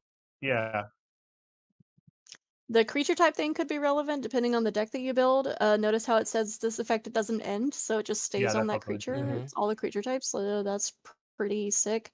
Gets a way to protect himself, and then you can flip him and get some elk tokens and Yeah. It's kind of surprising you make maybe get two. an emblem if Yeah. you're Yeah. You make two yeah 3/3 elk. For essentially 4 mana, yeah three most to play it. likely when Yeah. you flip him you're going to be able to do that. So Yeah. yeah. yeah. Yeah. Slam dunk. Pestered Wellguard. 3 and a blue. When this creature becomes tapped, create a 1/1 blue and black fairy creature token with flying. Just we haven't seen it yet, but we mentioned there's a way to tap, which I guess we did see it with one of the white creatures, the Meander's Guide. Mhm. Um, Yeah. Yeah, so I yeah, I can't think remember if I put this one on there. But I wanted to mention this one because I thought it was fun how they kind of put the two different creature types together, mhm. but it's just a blue card, so you can play this in a fairy or a merfolk deck. But I like it because it makes a flyer, which is kind of yeah, good. And there's I- other ways to tap things without necessarily attacking. There's a lot of convoke in blue, Mhm. um, and white. So yeah, there's other ways of being able to tap this creature. Sometimes you just have to look a little bit and see. I think there's a removal spell where you can convoke and tap something. So being able to do that and get something out of it, like something you were already going to do, is good. Yeah. So Swat combos well away. with the other Merfolk. mm, Nope. Swat away. 2 less to cast if a creature is attacking you. The owner of target spell or creature puts it on the top, their choice, the top or the bottom. So it kind of acts as a temporary counter spell for 4, unless it's in mhm, combat and a creature's attacking you, and they try to cast like a pump spell or something like that, a spell with flash. But mhm. good effect, especially with a red card that we'll look at here in just a little bit that maybe says you can't counter spells. You can. Yeah, I put this on here because it's just very tricky, and being able to basically time walk your opponent is a lot stronger than you think it is. Mm-hmm. They're gonna draw, or maybe they put it on the bottom because they're just like, I need to draw something else for this annoying blue deck that I'm playing against. Yeah, Mhm, yeah. mhm. I especially like these um, effects of yeah. bouncing, like mid to Mhm. late game. Again, when people are thinking about attackers and blockers, Yep. and you say, "I'm gonna pass my turn," and well, at the end of your turn, let's put that, like you said, you just cast a 5-drop. Let's put that back on top. Yep. Also great for breaking board stalls, which I think you will run into a lot in this set. Yeah. Mm-hmm. Last blue card on our list here is Omni Changeling. 3 blue Changeling. Convoke, so a way to tap your Pestered Wellguard. You may have this creature enter as a copy of any creature on the battlefield except it has Changeling. I put this on here because you can also copy your opponent's things. They have a really good bomb. You can now have one too. And it has Yeah. convoke, and we haven't seen that on a clone before. That's So true. you Yeah. could potentially play this for 2 mana and Mhm. not only get your cool tappy things from your merfolk, but then you copy your best thing or your opponent's best thing. Yeah. You now have 2 of the guys that give your tapped creatures indestructible. Yeah. Like Well, I don't know. let's talk about Convoke. You said 2 mana. You can actually play this for free if you, because it does, Yes, yeah. you can pay for the colored pips as well. Mhm. So again, just another way Yeah, so to, it could potentially be free if you have a wide board. yeah, So yeah, yeah, Yeah, it's just definitely, and even the hybrid stuff can pay for this too. mm, yeah, yeah. And we've learned how great free spells are in Commander. Yeah, Yeah, just really good card. All right. yeah. This is just one of those cards that basically, the stronger your opponent's deck, the stronger this card. mhm. Yep. Switch over to black. This is where we start seeing some of the blight synergies as we talked about. Now, I'm a little confused. Maybe y'all can help me on blight. Is it only creatures you control, or does it depend on the card? Yes. Uh, blight is always what you control. Yeah, Okay. yeah. Mhm. Pretty I think pretty if sure. you go into some of the red, it'll actually give the text of blight. Let's see if we can Yeah, I'm surprised they find. didn't put it on this one, considering that Yeah, there's a lot of it's just text a on there. regular treatment. All right. We Blight is specifically a creature you control. Yeah, yeah. okay. Yeah, I'm not sure. Yeah. We might see another one. So creature you control, 1 drop. You can blight 1 to surveil 1. You can blight 2 to exile target card from a graveyard. Do both of those at instant speed, as long as it doesn't have summoning sickness. And you have a creature that you can put 2 counters on, which this creature could target itself. During your turn, you may cast creature spells from among cards you own exiled with this creature by removing 3 counters from among creatures you control, in addition to paying their other costs. So you're going to blight, but then you can also remove those counters to use its second ability. Just a great 1-drop rare. Mhm. Yeah. I put this on here because the surveil is super great. Exiling out of a graveyard, something that they might get back later, is great. And the fact that you can then play that again later is even better. And this combos off with some other black cards we're going to talk about that want you to put blight counters on your creatures. Yep. So I think overall, just a great card to have in black. And one, like, is amazing. Mm-hmm. I agree. Bitter Bloom Bearer, we talked about this a little bit earlier. It's the flash flying fairy rogue that is basically a bitter blossom. This Also, the is chase card of the set. this is the Yeah. chase. This is the chase card. The Mhm. other art will switch to.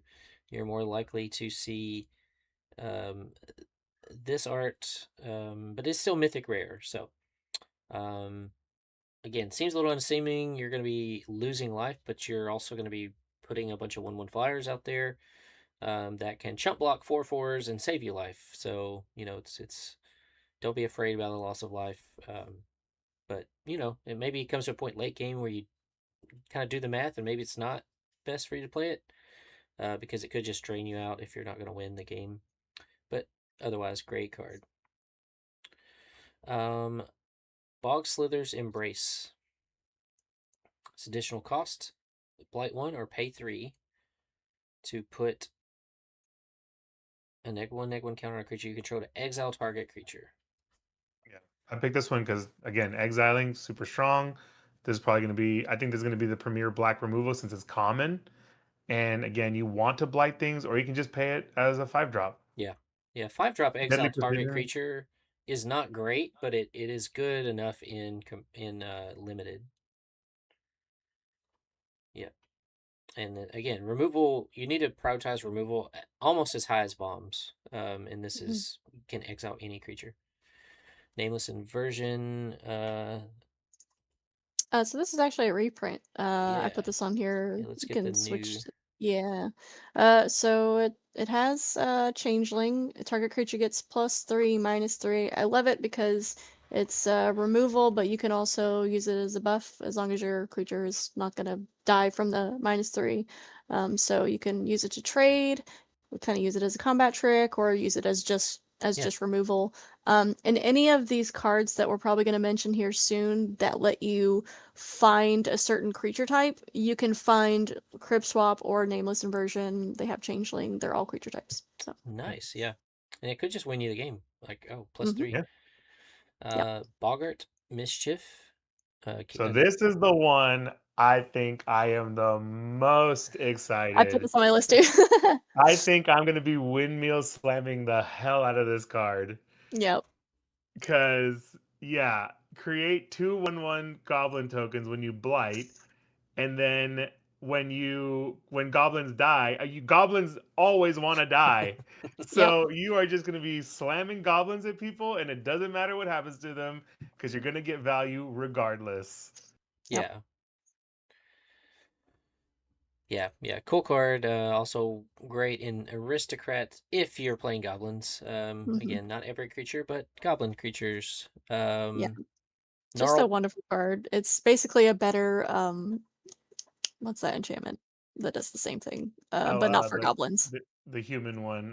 The human Bastion. one, Bastion of Remembrance. Yeah. That's Yeah, it. But this one's just even better for goblins specifically, because it has the kindred type. So with this other card that lets you find a goblin card, you I you get expect to find see this. this in my friend, the 200-pound goblin, in all of his He decks. better. Yeah, better be. For Because real. he's already got like the when a goblin enters, when a goblin dies, deals. This is the same basic effect. So yeah, I see the goblin Boggart Mischief being in there. It's just going to be really good because the red black deck is a sacrifice deck, so being able to use this as your win condition is a no-brainer for And sure. then you have two. If you have two, forget it. Oh my Oh my gosh. goodness. Gross. And it's I can't wait to uncommon. lose to this card. Lose 2 life for I every can't goblin wait he to has. lose to this in two-headed giant. Oh my goodness, that's such a good Okay, point. That's so for such a anyone good that point. doesn't know, so two-headed giant, you basically have two of you against two other people. You have a shared life total.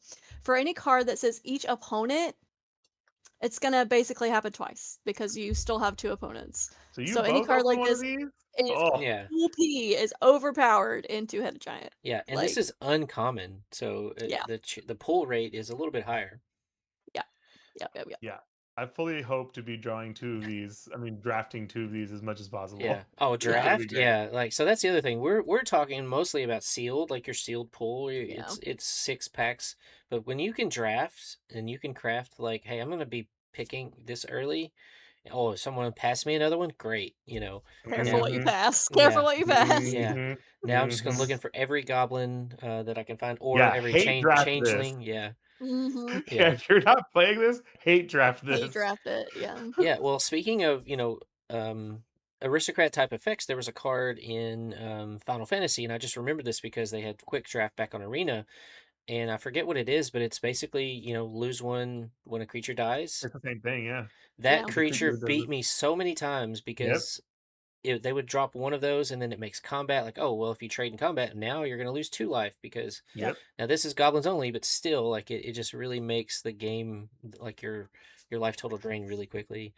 Gnarlbark Elm. It's a tree folk. So there's another tree folk in 3 mana. Enters with 2 -1/-1 counters, so it enters as a 1/2.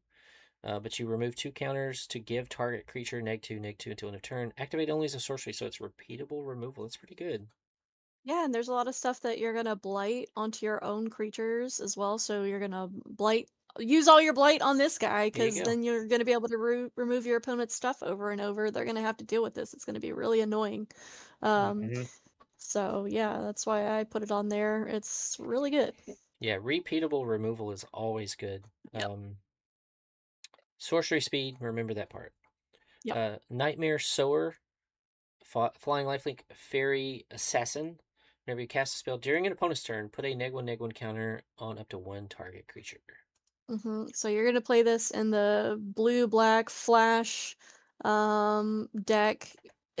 It's gonna be really good if you're in that specific strategy. If you're in that deck, you're gonna want to play this because you can start picking off everyone's stuff. Now, be careful if you're playing against someone that wants -1/-1 counters. Just be careful.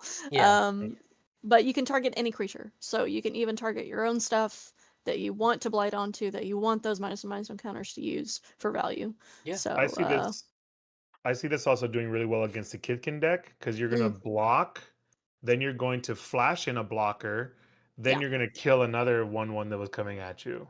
Yeah. It's anytime you can have, again, repeatable removal on a permanent it or some way to kind of reuse it. In this, if you're already playing the flash deck or have a couple of flash cards, again, it's going to help you win in combat, just like Texas said. Great card, and again, it's a counter, so that's going to stay on that creature even if you don't kill it.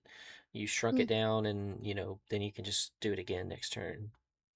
All right, we're into red. We're gonna see some burn spells. This does have blight, so I missed this a minute ago. As additional cost to cast a spell, you may blight one sorcery for 1 mana.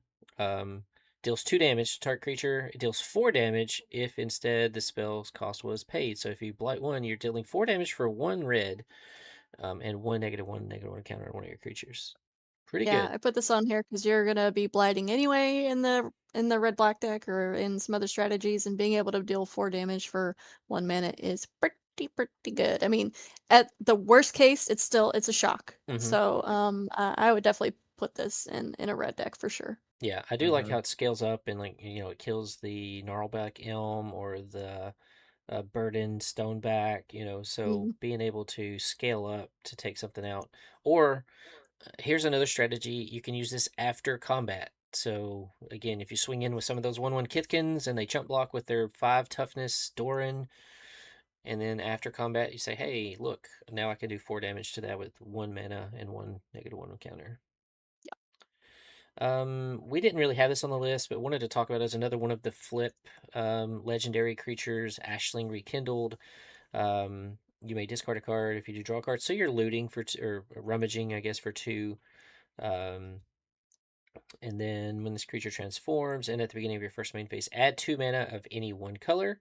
Spend this mana only to cast spells mana value 4 or greater. So this is very situational. It's not really a bomb, but it could be a decent card in your deck.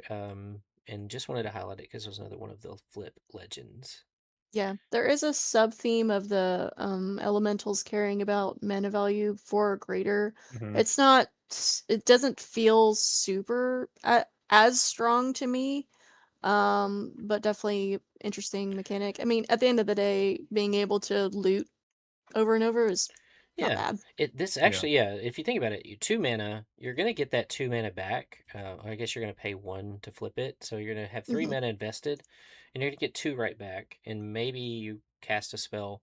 But yeah, then also just being able to rummage again over and over to pitch a land because you've already got 7 lands on the battlefield. Pretty good effect, but not necessarily a bomb, but it actually decently strong. Lasting Tar Fire. 1 in a red for an enchantment.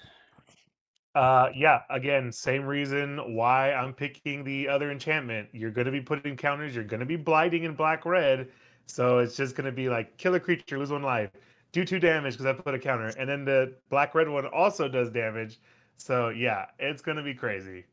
Yeah, I put this one on my list as well because it's you might think, oh, this is not going to do much, 2 damage, but it's going to add up real quick. So It's just a guaranteed damage, guaranteed clock.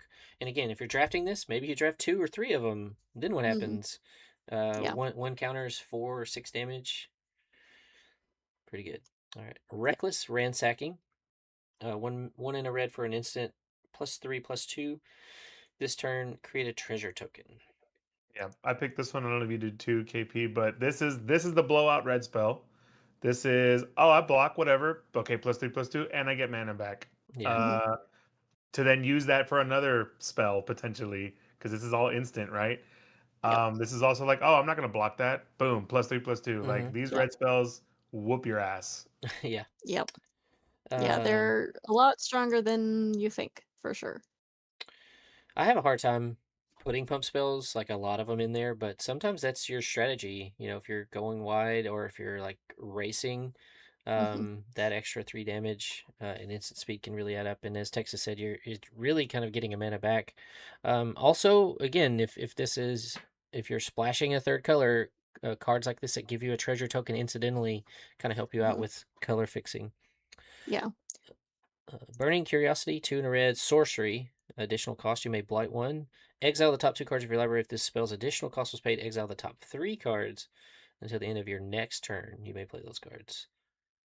I put this one in here because not only you get a reward for blighting, but you don't necessarily have to do 3 cards. If you're limited on mana, you could just do 2. It's basically like card draw in red.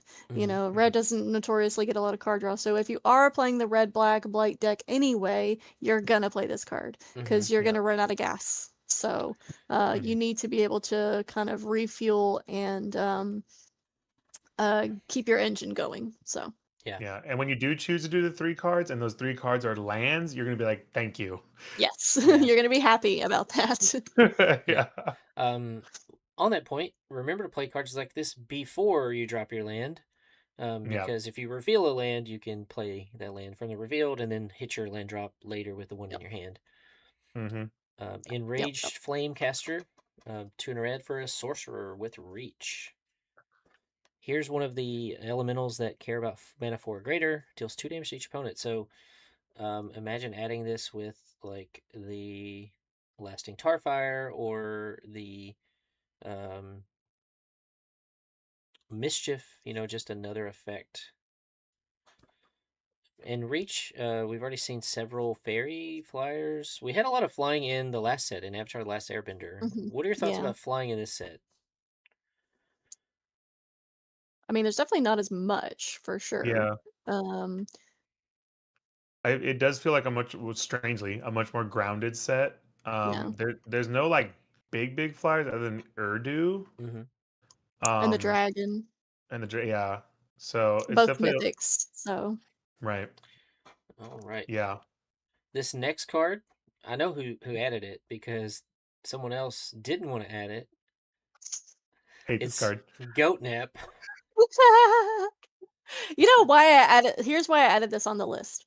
Because in the red-black deck, red-black is always sack anyway. But you can steal an opponent's creature, attack with it, and blight onto it if you don't want to blight your own stuff for value. That's fair. Okay, that's fair. So Okay, you sold me on it. Okay, you sold me on it. Okay.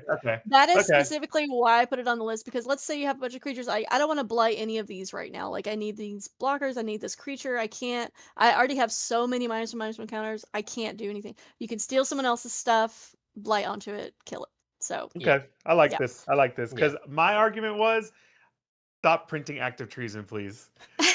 that's fair. That's I would say that, but it's specifically the blight. That's why I put it I on like here. that. I like that. Yeah. I like it. What's really fun too is, maybe it's a creature they don't want to lose, and so they don't block it. You steal something and they're like, I'm not gonna block that. And then you blight on it to potentially like kill it or shrink it down to like a 1 toughness creature, and you're just like, you steal their Urdu. You gain 5 life from the life link, or 8 life actually, because it gets +3/+0. So well, it's got to be a Also, I goat. didn't think about the The goat creature has aspect, to be a goat, but there are changelings. Oh there. yeah, that's true. Exactly. So if But it's a that's the changeling, thing. it'll get Yeah, but that's why it actually is kind of relevant because of all the changelings. So that does sell it for me a little bit more. Yeah, But in general, I am tired of active treason. Yeah. I would agree with you, but I always like red-black sack strategies, steal sack strategies too. Yeah. That's just as fun to do. Like, steal your opponent's best thing and use it against them. Yeah. And again, late game stuff like this is undervalued. It's like, oh, I left just enough blockers, and then you're like, no. Or if someone plays a trampler, give me that guy. It's gonna really like win. It wins you the game sometimes. This is also a callback to a card from one of the previous sets. I just found this while I was putting this card on the list. We have Goat Nap from Goat Napper. Same typical type of effect, but it was a creature before. I kind of wish they but this only targeted goats. Goat Napper only targeted goats. So Goat Nap targets any creature. Pretty hilarious. Yeah. Again, look at that wild art. Yeah. That's so funny. Ron Spencer so art. good. All right, this next one, I know Texas put this one on here, Tweeze. Tell me about Tweeze. Well, it's mostly because it's the fact that it does 3 damage to any target, and then the being able to discard and draw a card is just an extra perk on top. Ozai's Cruelty has actually beaten me in Atla because it does the 2 damage to my face. So we don't get Lightning Bolt anymore, so this is our Lightning Bolt now. And I think that it's very relevant. Like, this will sneak up on you, definitely. It's very good. Instant speed, and then the loot is just a cherry on top. It's very good. Mm-hmm. I wish the art and the name was not that because it makes me so uncomfortable. It makes me want to sneeze. Yeah, yeah. Yeah, Yeah. but super funny. I'm surprised it's 3. I mean, I guess for a giant that makes sense because normally when it's like 1 damage, it's like bink, Yeah, you know, yeah. like a Uh-huh. little what's that other one that does like just 1 damage? But Tweez, I guess A for a 3 giant that makes what's probably like sense. a 7, 8, yeah. Yeah. Yeah. Yeah. Oh And man. this is also a combat trick technically, even though it's kind of more of a to the face card, this is Yeah. still a combat trick. You can Yeah. still use this against in combat to Mm. protect a creature or make sure that a creature is not going to be a problem anymore. Yeah. Yeah. Kind of scales up. Next we have Champion of the Path. Elemental Sorcerer, 3 in a red. As additional cost to cast a spell, Behold an elemental and exile it. So here's the first one that has Behold and Exile. I am not a Mhm. fan of that. Yeah, that there's a tough cost. I put this on here. I think it's a tough cost, but if you're able to craft this, it's Warstorm Surge for elementals, and that Mm. is crazy. Mm-hmm. Because Warstorm Surge costs 6, 7, 6. This costs 4. Mm-hmm. So and it's a 7/3. So yeah, I definitely it's a little bit of an expensive, to make it happen, and you kind of need to craft. But if you can make it happen, this is definitely a great card to build around. Build Mm-hmm. around. Hmm. You can also use Uh, changelings to get those elementals. yes, I was gonna say changelings, and also it has the mana for 4 or greater synergy in it as well. Yeah. So this is actually a callback to original Lorwyn where they had champions. So each of Champion. the Mm, 5 had champions, and at the time they were played in limited, but you definitely had to be careful with exiling your own creature. You mhm, might put yourself in a sticky situation if they tap that creature down and lock it down somehow, then you're Mm-hmm. not able to get your other creature back. So just keep that in mind. It's definitely a give and take with Yeah. that for Yeah. sure. I Hmm. I guess the downside, because you can also behold it from your hand, but to me it's like you're losing a card. Yeah. Um, I don't know. It's like 4 mana plus I lost a card. If you Hmm. can behold a 1/1 token, that's a little different, Yeah. but yeah, but yes, Warstorm Surge effect again. This a little bit different. Warstorm Surge, and like Terror of the Peaks, you could hit creatures as well. This only goes to the opponent. But as KP said right. earlier, if it's 2-headed giant, it's each opponent that scales up. Yeah. Hmm. Pretty nice. But sometimes 7/3 is pretty good. We're gonna go to green, the best color in Magic. And I went mention one more card in red before we go. I Sure, just sure. found another one. It's called Impolite Entrance. Oh, I saw Um, that one. Yeah.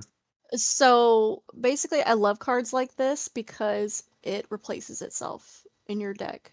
Hmm. So you can use it as a combat trick. It's only a sorcery, but you can use it, basically if you're late in the game and you don't really need trample, you can just use it to cantrip and, try to find something else, try to find an answer or use it and win the game. I love Hmm. cards like that are just there. It's kind of upside no matter what. Yeah. Yeah, I thought about this one too. When you play if you have 8 mana, you play your big 7 cost flyer, then give it haste. You're gonna win probably. Yeah. Yeah, yeah. All right. Blossoming Defense. This card's a reprint. KP, I think maybe put this one on your list. I think we both did then. Both Yeah. did? No, I don't think I did. just Mm-mm. Oh Texas. no, okay, it's just me. Yeah. Yeah, so I mean, again, hexproof, super relevant, +2/+2. That's just icing on the cake. So similar to the blue enchantment. The blue enchantment gave hexproof till end of turn, and then +1/+2 as a static ability for 2. Blossoming Defense is instant speed, +2/+2 hexproof. Mhm.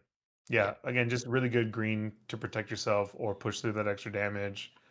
Yeah, Is it's that a just a good card all Noggle around. in the art? I think it is it? No, All that looks like an elf. Oh, no, I Yeah, don't think so. It's Oh the wait, same. yeah, it's almost like I was thinking the right side of it was its face, but it looks like the left side is its face. yeah, no, Yeah, no, it's an elf with horns. Yeah, yeah. It's one of those pictures, depending on which beautiful reader. art too. Like Mhm. really dynamic. Again, super colorful, really Yeah. cool. Yeah. All right. Cert. Perfection. So again, you were saying the elves are the villains of Lorwyn. Assert perfection. Now, perfection, they're obviously using it here, but perfection is kind of something to do with like the type of elves, like their perfects were kind of like high So elves.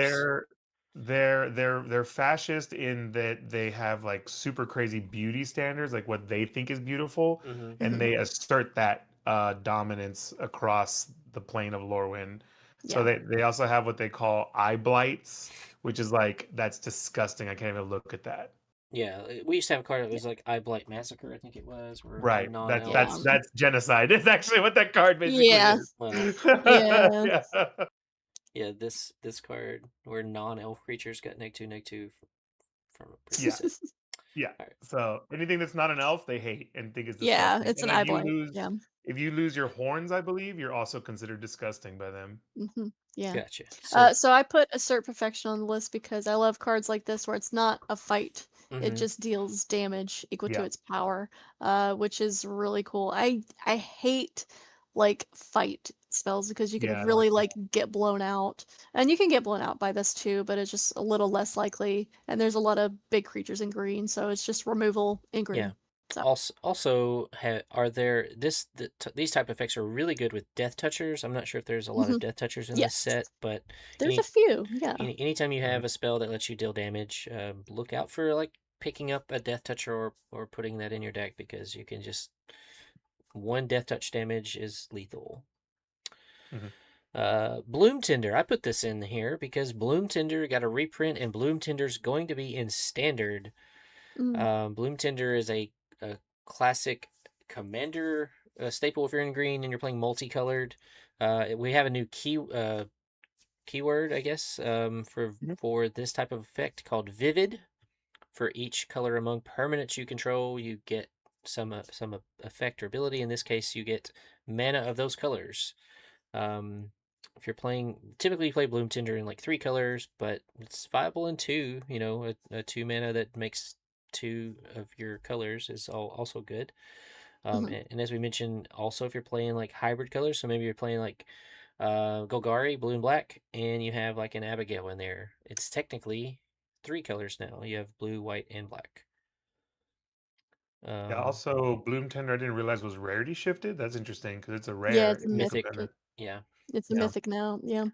So again, you may not see this in your drafts, but it is a great card. I think it's got the potential to maybe pop up in some standard list. If Maybe. there's not 3 color decks out there yet, but what if this opens the door?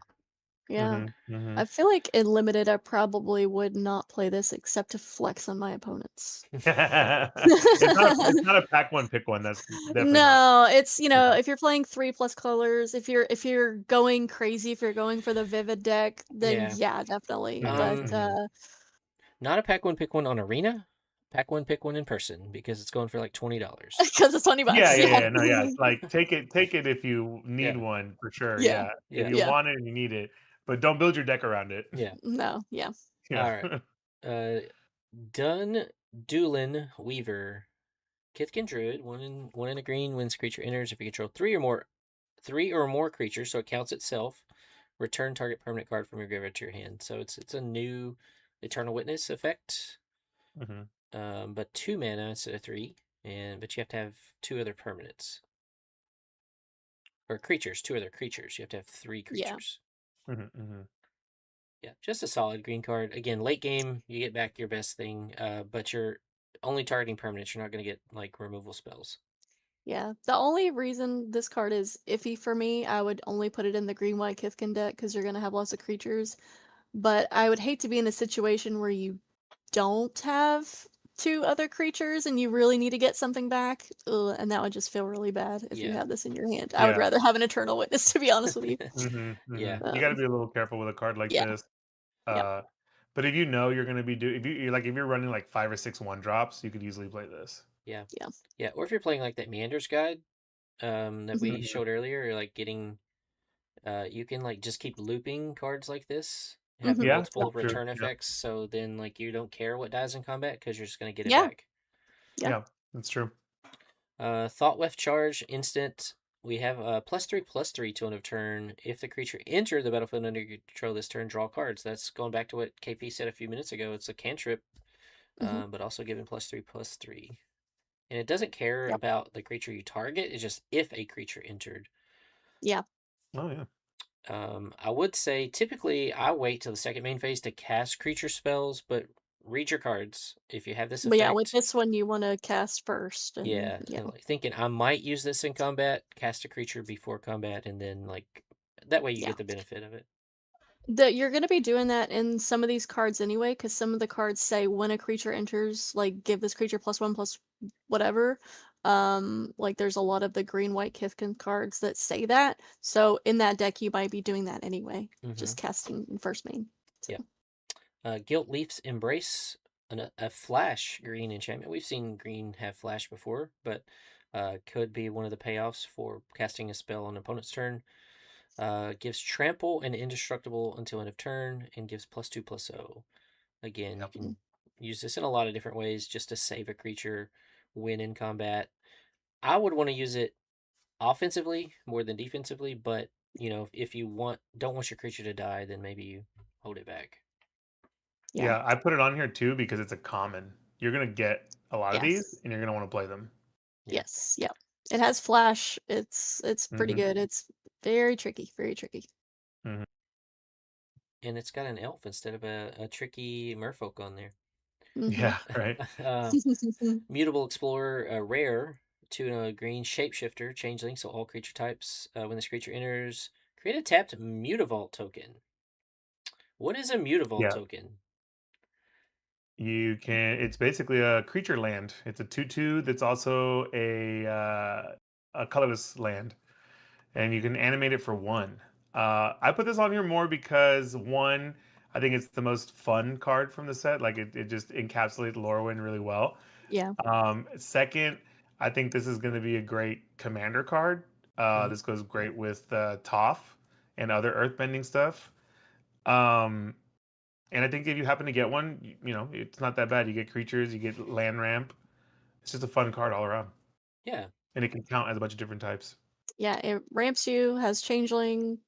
Mutavault, notably a very good card, by the Yeah. way. Hmm. So the Yeah. fact that it makes you a Mutavault is kind of cracked. Yeah. Hmm. So Also notable, it does not enter tapped.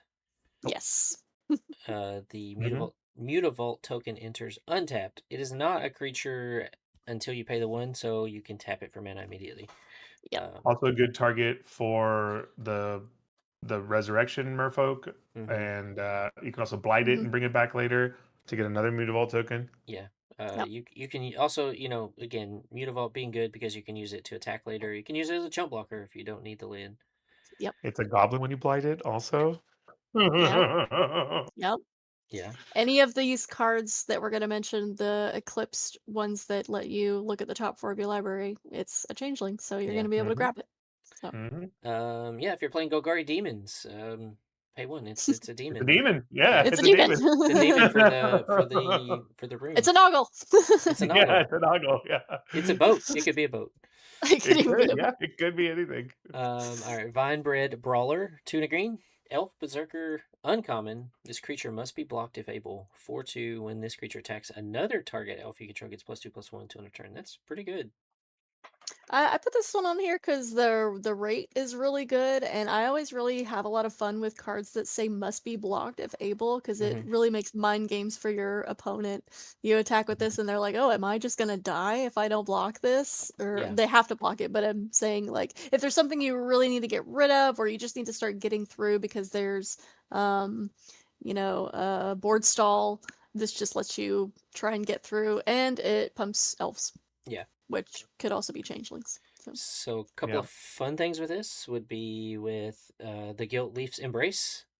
Hmm. They must block it, and then Yep. you give it Indestructible and Trample that turn. So now it's swinging in for 6 Trample Indestructible.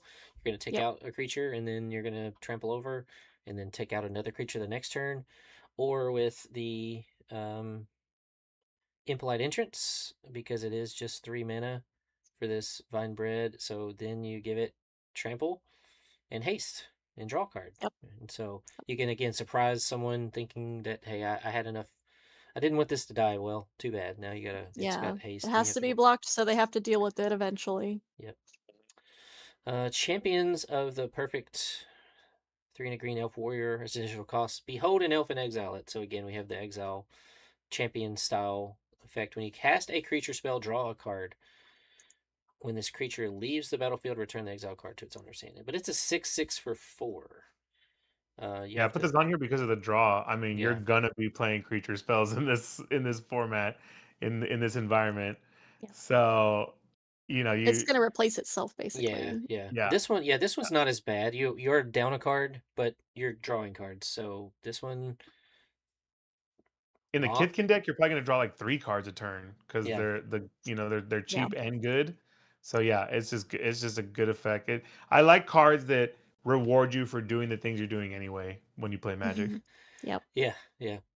Play a land, get something. Play an elf, draw a card. Yeah. Um. Hell yeah, uh, Kanye. Yeah. Welcome back. Um. But yeah, it's not. Again, the downside is negated by the card draw.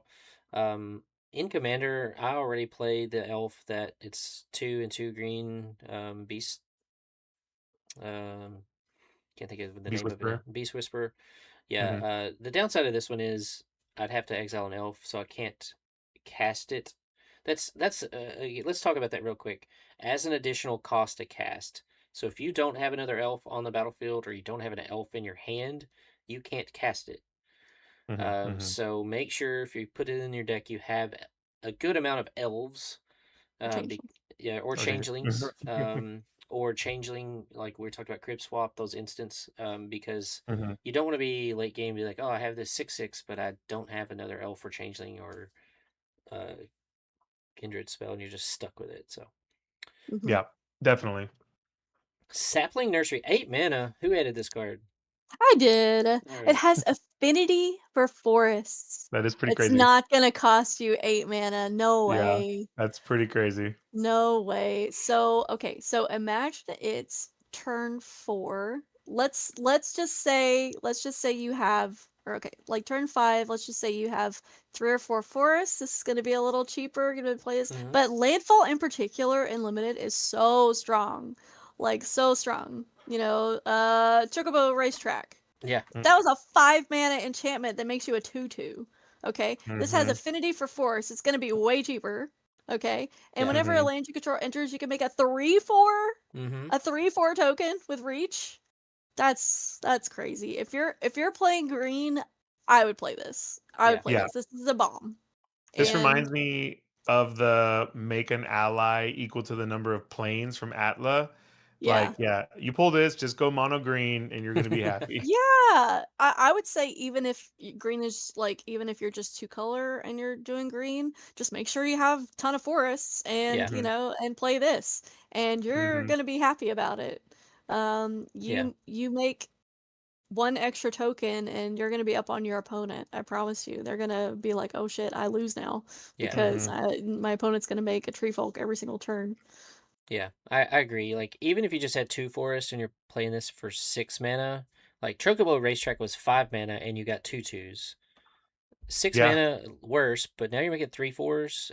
Mm-hmm. And the thing with limited, like we talked about earlier, probably running 17 lands out of 40 cards, you have a higher density of lands in the deck, so you're just gonna Yeah, keep making the creatures. Late yeah, game, it could be the difference. And again, if you're and just play mono green. yeah, and the exile, the giving your tree folk indestructible could end up mattering. Mm, It could make or break the game because you can do this at instant speed. You can also do this not only to protect your tokens but your changelings as well. So Mhm. this is definitely gonna win you the game in the long run in the long game. yeah, yeah. Yeah. Before we get to the multicolored cards, I'm trying to scroll down here to Oh the wait, they also have reach. We didn't talk about that. Very Yes, they do relevant. have reach. Yeah. reach. Yeah, Super relevant. I mean, So that'll even even if Mm-hmm. help you in those because you can just gum up the board against flyers. yeah, Yep. yeah, yeah, even if you play this for 6 mana and you get 2 of those like later, like you've made 2 3/4s with reach for 6, that's still a pretty good rate. Yep. Colorless, let's look at those before we go to multicolored. Dawn Blessed Pennant, 1 mana. As this artifact enters, choose elemental, elf, fairy, giant, goblin, kithkin, merfolk, or tree folk. When a permanent you control the chosen type enters, you gain 1 life. Sack this artifact to return target card of the chosen type from your graveyard to your hand. Yeah, I picked this one because again, you're getting rewarded for doing what you're going to do anyway, and you Mm-hmm. get to bring back one of your best cards, basically from your Yeah. Kindred deck. Yep. Yeah. A reprint of Spring Leaf Drum. That's not the right art. Let's fix that. A reprint of Spring Leaf Drum. Yeah, normally I don't like this card that much, but in a creature centric, token centric, I think this is great. Yeah. Yep. Yep. If you're splashing something, I would definitely include this for Oh, sure. yeah. Or you care about tapping your merfolk. Oh yeah, Mhm, yeah. That's a mhm. great synergy with the tapping, the things that care about that. Yeah, they're not making a lot of 1 mana dorks anymore, so Springleaf Drum in limited is still fairly And useful. it goes in every deck because it's colorless, Yeah. so you can play it with anyone. Mm-hmm. Chronicle of Victory, mythic rare. So again, you're not gonna see this often, but I've seen this pop up a lot. Choose a creature type, and then creatures you control the chosen type get +2/+2, have first strike and trample. And whenever you cast a spell, the chosen type draw a card. Not really much to Yeah, say about that. Just awesome. it's just good. Yeah, it's just a pack one, pick one for sure because you can just build around it. Yeah. And if you happen to pull it, just pick a type and you'll be very happy. Yep. Okay. That was. So I showed this card when we were talking at the beginning. Figure of Destiny. This is an old card. This is one of, I guess, the iconic cards of a Kithkin that's scaled up.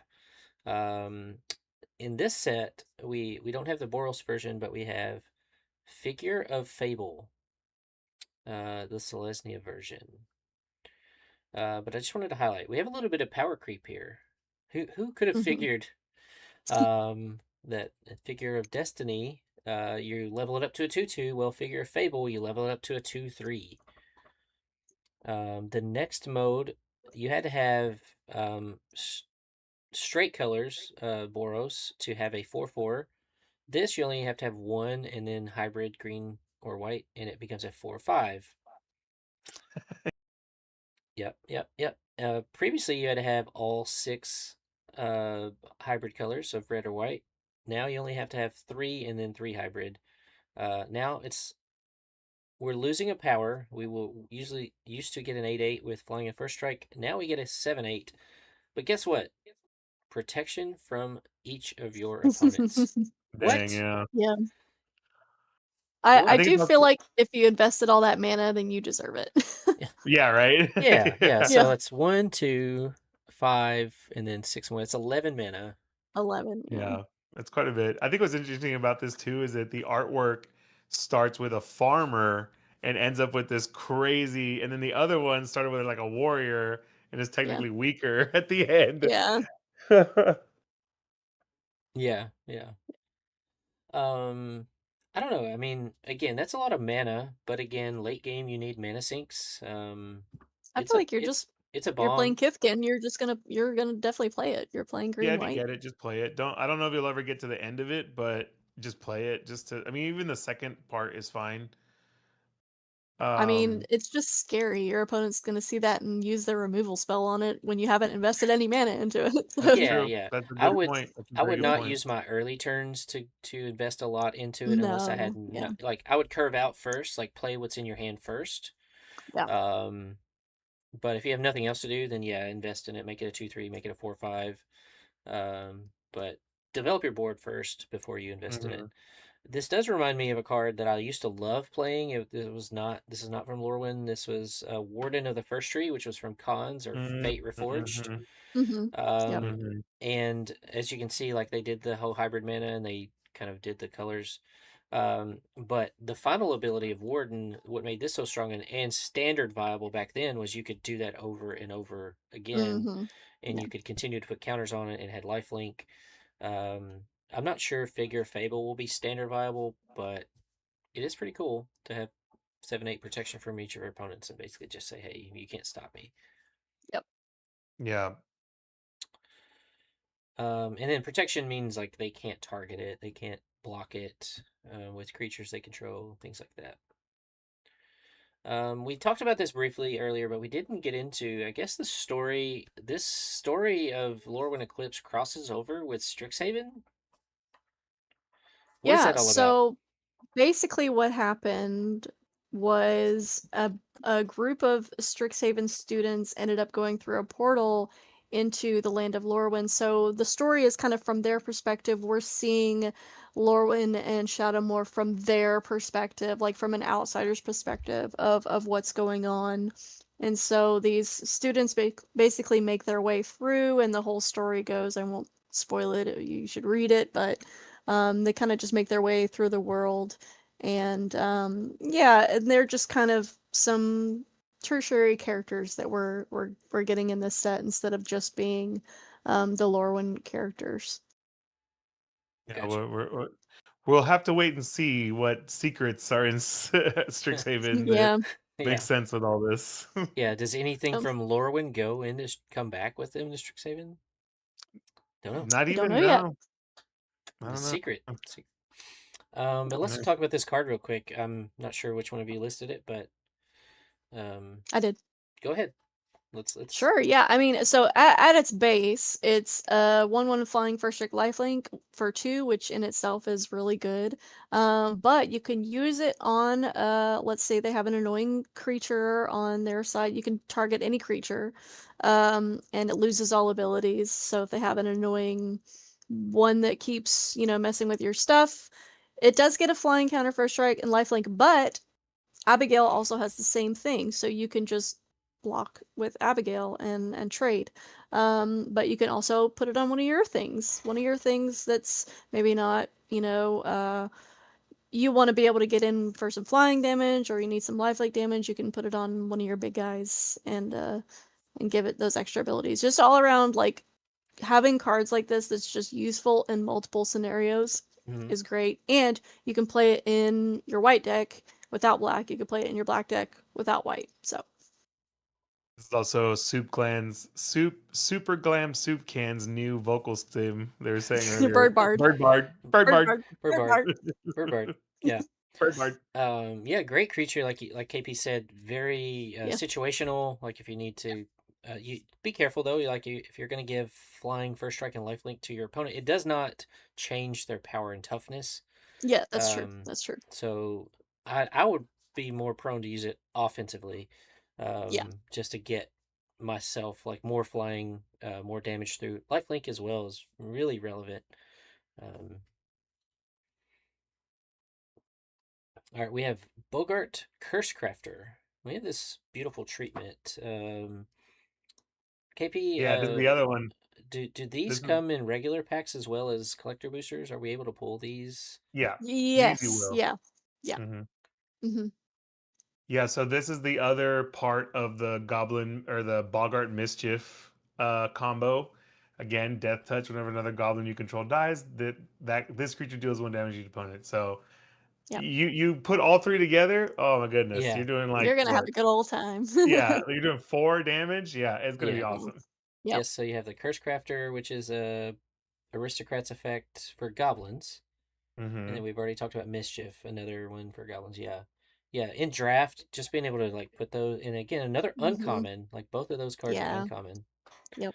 Yeah, You're Yeah, gonna definitely. get you at don't least you don't need any rares for this deck. You could go commons and yeah. uncommons and you're gonna do great. This Yeah. is gonna be the $20 deck. Yeah, like it's like nothing. Yep. Yeah. Yep. And again, it's a Death Toucher too, so we mentioned that you'd have to add green, but why wouldn't you want to add green? That's Jund. That's the best 3-color combination. So Now you're getting It's real also a spicy. 2/3 for 2, which is yeah, pretty yeah, good. Yeah, that raid is actually kind of hard to get in those colors. So yeah, that is really Yeah. nice. yeah. Yeah. Deep Channel Duelist. Selesnya, white and blue. At the beginning of your in-step, untap target merfolk you control other merfolks, a merfolk lord, as if merfolks needed another lord at uncommon. Yeah, I put it on here because of that, just being a lord. The other part is Yeah. just nice, but the fact that it's a merfolk lord, I don't even think there's not a whole lot of other lords, I don't think, even in this set. No, yeah. Yeah. That untap is pseudo vigilance for merfolk because you're going to Mhm. be tapping them. So, Yeah, you and tap them. there's a ton of convoke spells in white and blue. So, Yeah, I was gonna say tap them for convoke, and now you have them untapped to block, and they yep, get +1/+1 additionally. So really good. yep. Eclipse Kithkin, Selesnya. I think I said Selesnya, or a minute ago, but this is Selesnya. When this creature enters, look at the top 4 cards. You may reveal a Kithkin, Forest, or Plains from among them and put it in your hand. Put the rest on the bottom. So some card advantage. Hmm. Uh, I think any of these, if you're playing these colors, if you're playing these creature types, you put them in your deck. You're Yeah, basically drawing super a card. busted. If you have a mass of those creatures or changelings or the lands, because enters draw a card. It's really good. It's really good. yeah, I'm very glad that they made all of these hybrid. If Yeah. they were 1-1, they would be so much worse. But the yeah, fact they're Yes. hybrid is so good. yeah. Yeah. We're gonna skip over Bridget's command for now. Just talk about all the other eclipsed creatures. We have Eclipsed Boggart, Goblin Mm-hmm. Scout, 3 hybrid mana. When this creature enters, look at the top 4 cards. So all of these look at the top 4 cards, I believe. Yep. Mm-hmm. And they all get a land, or they all get either a land, a typal. Yeah, so either a land or a typal. Yeah.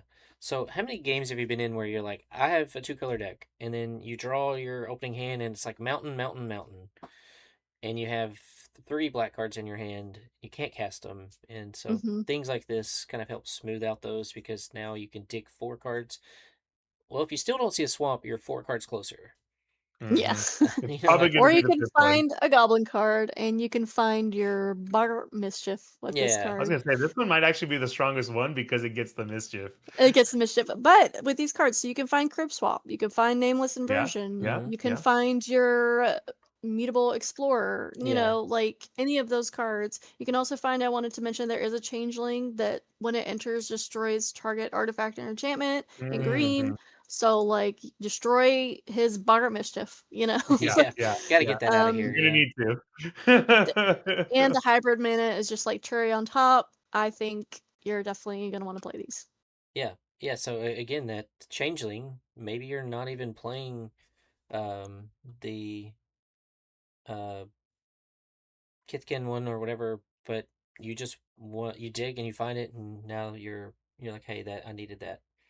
Yeah, any Um, strong changeling you have, you could even technically just splash these to get those. yeah. Like, Mm-hmm. yeah.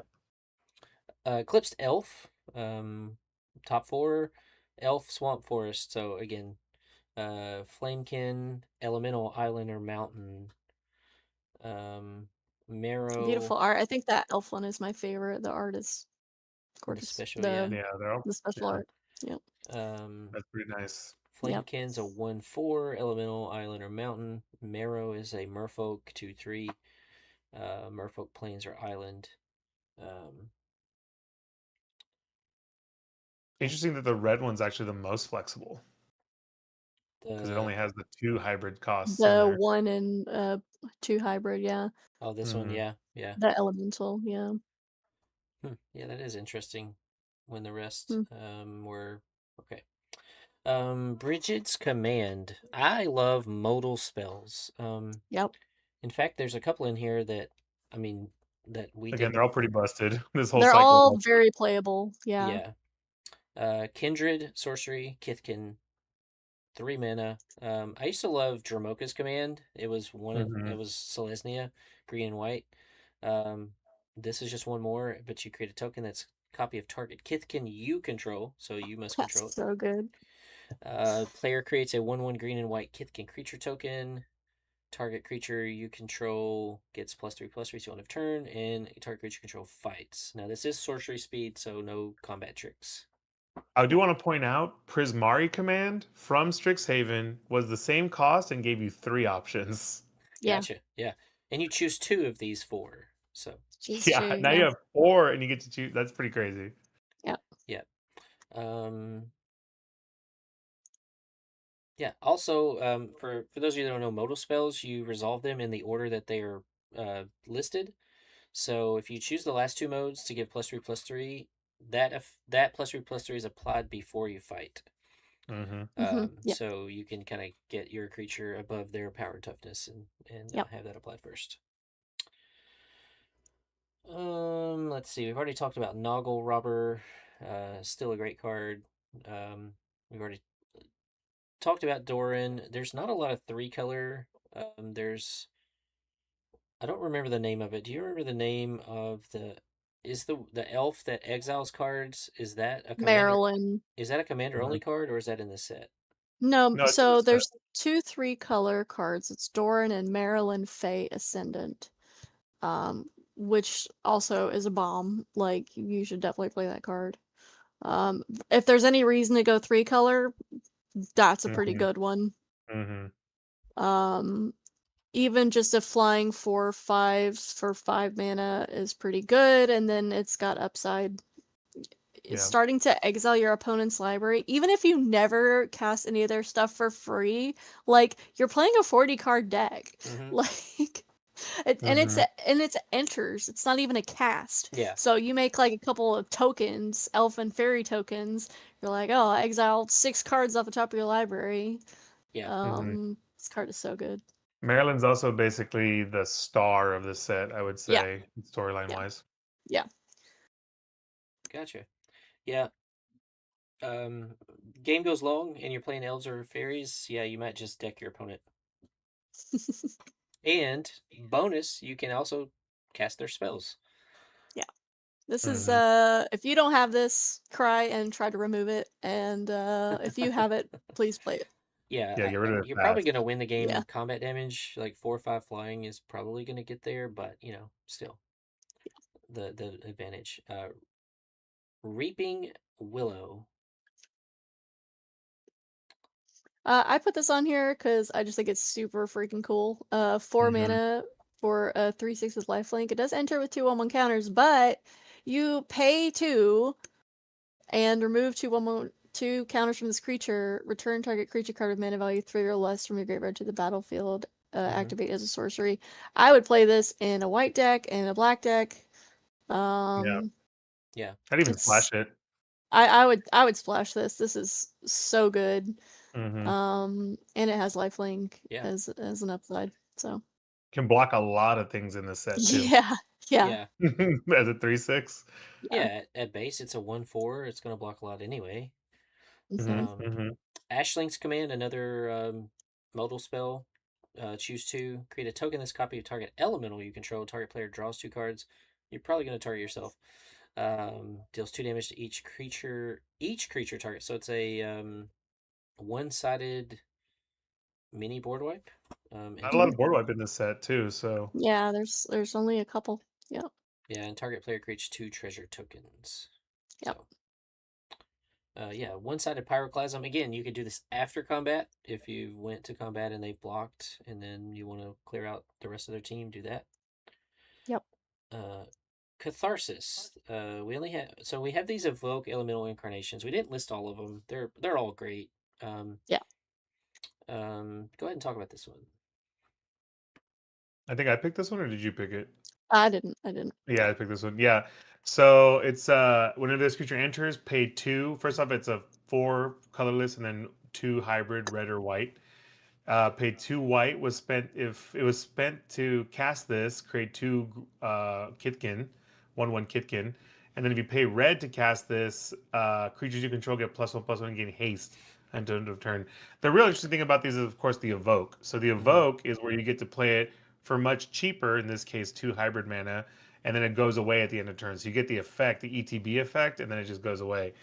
Yeah, these have always just been classically really strong. Mold Drifter still gets played to this day, because it's so good that they tried to reprint it with Hold Drifter and Aether Drift. Just Evoke is really strong. It doesn't seem that good because it's like, oh, I'm getting rid of the creature, but getting these effects that are technically gated behind higher mana costs early can definitely change the game for you. Yep. So all of these are mythic, all of these are playable. I will say these are harder to splash because you want to spend the colors that it says for those effects.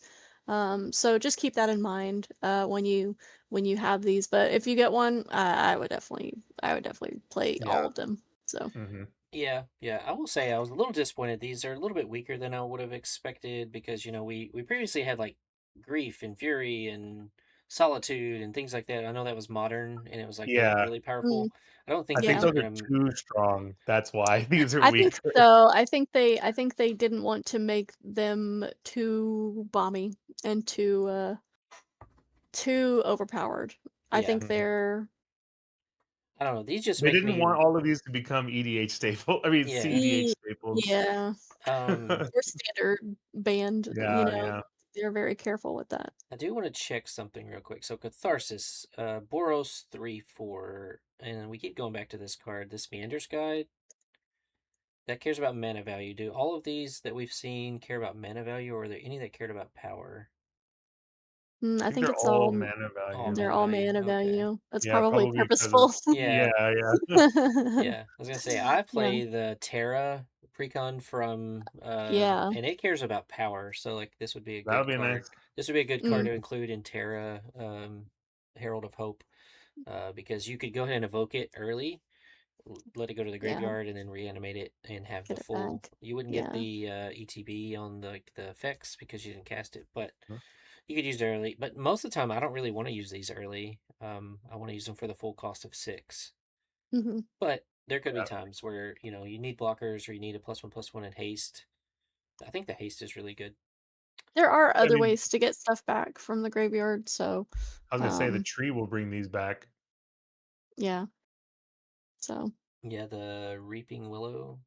Oh, no, Hmm. that's mana value Oh, it is still as mana well. value on that it one Yeah. too. is Oh, dang! value. Again, that was purposeful. But Uh, there's, like, Grave Sifter, and there's, like, a couple other spells that you can and that green card that Mhm. lets you bring back a permanent to your hand, so Yeah, yeah. they're yeah, yeah. they're not bad still. Once again, play green. Yeah. Deceit is the other one. Yeah. This one again's fun. I don't know who picked this one, but I think I picked this one too. Yeah. Again, super strong. Good abilities. 2 blue. If you spend, you get another target. You get to bounce another target permanent. Being able to bounce permanents is always really strong. Yeah.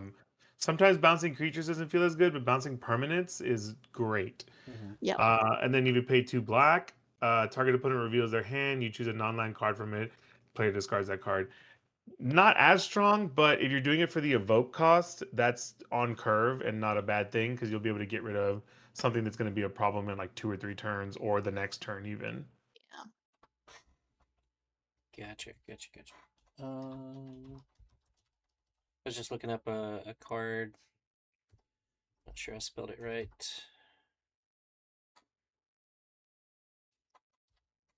Yeah. Again, some modal cards that you can use blight, or sometimes they just give you choices. Those are really strong. Like Pyrrhic Strike here as additional cost to cast, you can blight too. But just having the choice to decide if I want to destroy an artifact or enchantment, like that Balgart's Mischief, or destroy target creature mana value 3 or greater, like these are really strong additions to your limited decks. Yeah. I will say overall, after going through everything again, that you're you're gonna have to think after you hit about turn 4, turn 5, you're gonna have to think because you're gonna have a lot of choices. Yes. Yeah. So that is one thing that for newer players, um, I'm a little concerned because there'll be a lot to keep track of. Mm-hmm. A lot of cards have a lot of text in this set, especially a lot of the rares have and then the modal spells have a lot of text. So, Yeah. um yeah, a lot of thanking. Yeah, and again, KP said it earlier. If you have a question, call a judge. Mhm. But it's also fair to say, what does that card do, or can I read that card? Yeah, And take your time to read through it to make sure you understand it. If you for don't, call sure. a judge, uh, because again, it's like, Yeah, and watch out for things like on this card, how the bottom says mana value 3 or greater, Mhm. whereas a lot of the other ones we talked about are 3 or less. yeah, So again, little things Yeah. like that as a new player, watch out. Yeah. And that's the reason I keep saying changeling, because it's very easy to forget, and playing with a set like this, you're not thinking about things like that, and that's just another layer of stuff you can be thinking about with these different types of cards. You might not realize that you can put yourself in a more advantageous position, or, oh, I didn't see an elf in the top 4 cards, but there was a changeling in there, you know? Yeah. So Or just changeling keep spell. Yeah. right, just Yeah. keep that in your mind when you're Yeah. playing the set. Mm-hmm. Yep. Another card, don't have to go into detail, but keep out. 4 damage to target tapped creature or destroy target enchantment. I love modal spells. Just gives you options. Yeah. Definitely going to be top pick in terms of white removal. Yeah. It's pretty good. It's pretty good. Well, that is all of the cards. And we've talked about kind of what to expect, what you know, if you're nervous about it, I would still encourage you to go. I would encourage you to contact your LGS, find out more information before the event. If you have friends that are into it, try to make an event of it. But pre-release is my favorite time, and then of course I love playing limited. It's just a challenge, a deck building challenge, a gameplay challenge. And the more you do it, the better you get at it. I But think it's it's also the best way to experience the set, because even with like standard, right? We might get 3 of these cards, 4 of these cards, into standard. This is the time when you get to play with all the things that aren't really strong anywhere else but limited. So Yeah. you really just get to immerse yourself in the world, in the plane, and in the aesthetics and the mechanics and all that kind of stuff. And everyone's in the same boat as you. Everyone's sitting down with their packs that they have, building their decks. Some of them are only seeing the cards for the very first time. It's really special in a way, and I think it's a really fun way to just sit down, even if it's with all strangers. Like, we'll just sit down and like, look at this cool card I got. It's yeah. just a really pre-release, I believe, is one of the best ways to experience a new set, if not the best. Yeah, it's definitely exciting, and so again, we've just kind of covered some tips. I want to go back over the acronym BREAD: bombs, rares, evasion, aggro, and then your duds or whatever else you're filling your deck with. It's a fun time. So if you want to play that bomb, or you want to play that character, or that creature type that you like, then do it. Like, say, hey, I love this, and have fun with it. But if you're trying to win, then look for your bombs. Look for your removal. I think I said rares, but look for removal. I typically like to have 5 removal spells or more. It's almost like you can't have too much removal. But also, like, some of the removal, if it's like 5 mana, then you're kind of like, okay, I need more efficient removal. Kind of like a couple of those I showed you at the end, 2-3 mana is kind of where you want to be. Yep. Um, Removal or interaction in some way with whatever your opponent is doing over there, bouncing, tapping down, mhm. what have you. Yep. Anything else that y'all can think of, like as far as like needing to know ahead of a pre-release? Also, you might get shocklands. Shocklands are in the set. Yeah. You Get some might get a good fouls. shockland, which is always fun, because those are going to go pretty much in any deck you play. Yeah. And yeah, also, I was going to say, oh, if you're new to the game, ask everyone for the tokens, because a lot of people just throw those away afterwards. Yeah. Yeah, So, or bulk. Like, some people don't care oh about yeah, their yeah. commons. Yeah. A lot of people just throw their cards on the Just table and leave walk. it. Yeah, Yeah. Yeah. yeah. So, for sure. And if you are a new player, you can get like free starter decks from a lot of LGSs too. Just say, "Hey, I'm a new player." They give you free stuff. So, Yeah, theme decks are coming back with this yes. set, Yeah. so that could be fun too. There's pirates and Uh, angels? yeah, I think it Something was. like that. Something like Yeah, that. yeah. Yeah. And I haven't seen it, but I'm sure it's out there. Jumpstart? Is there a jumpstart for this set? No, No, not for there's this not a one. jumpstart for this. No. No. No. There is a new thing called a draft box. I could be wrong. Mm-hmm. You Mm-hmm. can Mm-hmm. buy a box to draft with your friends at home. Mm-hmm. Is If that you don't So, want to go the to LG. 4-player pick 2 draft Yeah, style? yes, yeah. yeah. which is really fun. I recommend it if you're still too nervous about pre-release, but you still have a friend group you want to draft with. Do that for Yeah, sure. no, Yeah. and you can even do it actually the way I did it when we opened up that box of Eventide. We all picked a color combo, and then we basically got the cards that were the color combo. So I ended up with And build the Golgari, decks. Yeah, yeah, and built the deck from there. So you can even do it that way if you don't want to do a full for sure. draft. Yeah. Yeah, welcome in, Rain Red. We are kind of at the end of our stream, but you can go back and watch this on the video on demand or on YouTube. Just search up MJVariant. We're all tagged here, so make sure you follow everyone here if you haven't already. This has been a Lorwyn Eclipse pre-release primer where we talked about just pre-release, what to expect, some strategy, and some of our favorite cards to look out for. Ultimately, like, I feel, again, kind of stay in your comfort zone if you have color combinations or strategies that you like. Kind of do that first. But it is your first chance to experience the set release in the environment. Have fun, have a good time, and then after the fact, maybe you use these in standard or use these in commander. We are all streamers and are going to be playing some commander in the next few days, and so you might see some of these decks or strategies kind of on some future streams. um it has been kind of a long stream. I did want to just say really quickly, there are 2 commander decks that are coming out. Let's see, I think I've got switch this over. So you can go to the Wizards website to read pre-release primers. You can see the image galleries to see all of the cards if you just want to kind of get educated more on those. You can read about the commander decks by going to their website, and you see they have Dance of the Elements, which is 5-color elemental focused, and then we have a Jund, the best 3-color combination in Magic. It is also a throwback. We didn't talk about the Reaper King, but Reaper King got a new Mm-hmm. kind of version in this commander deck.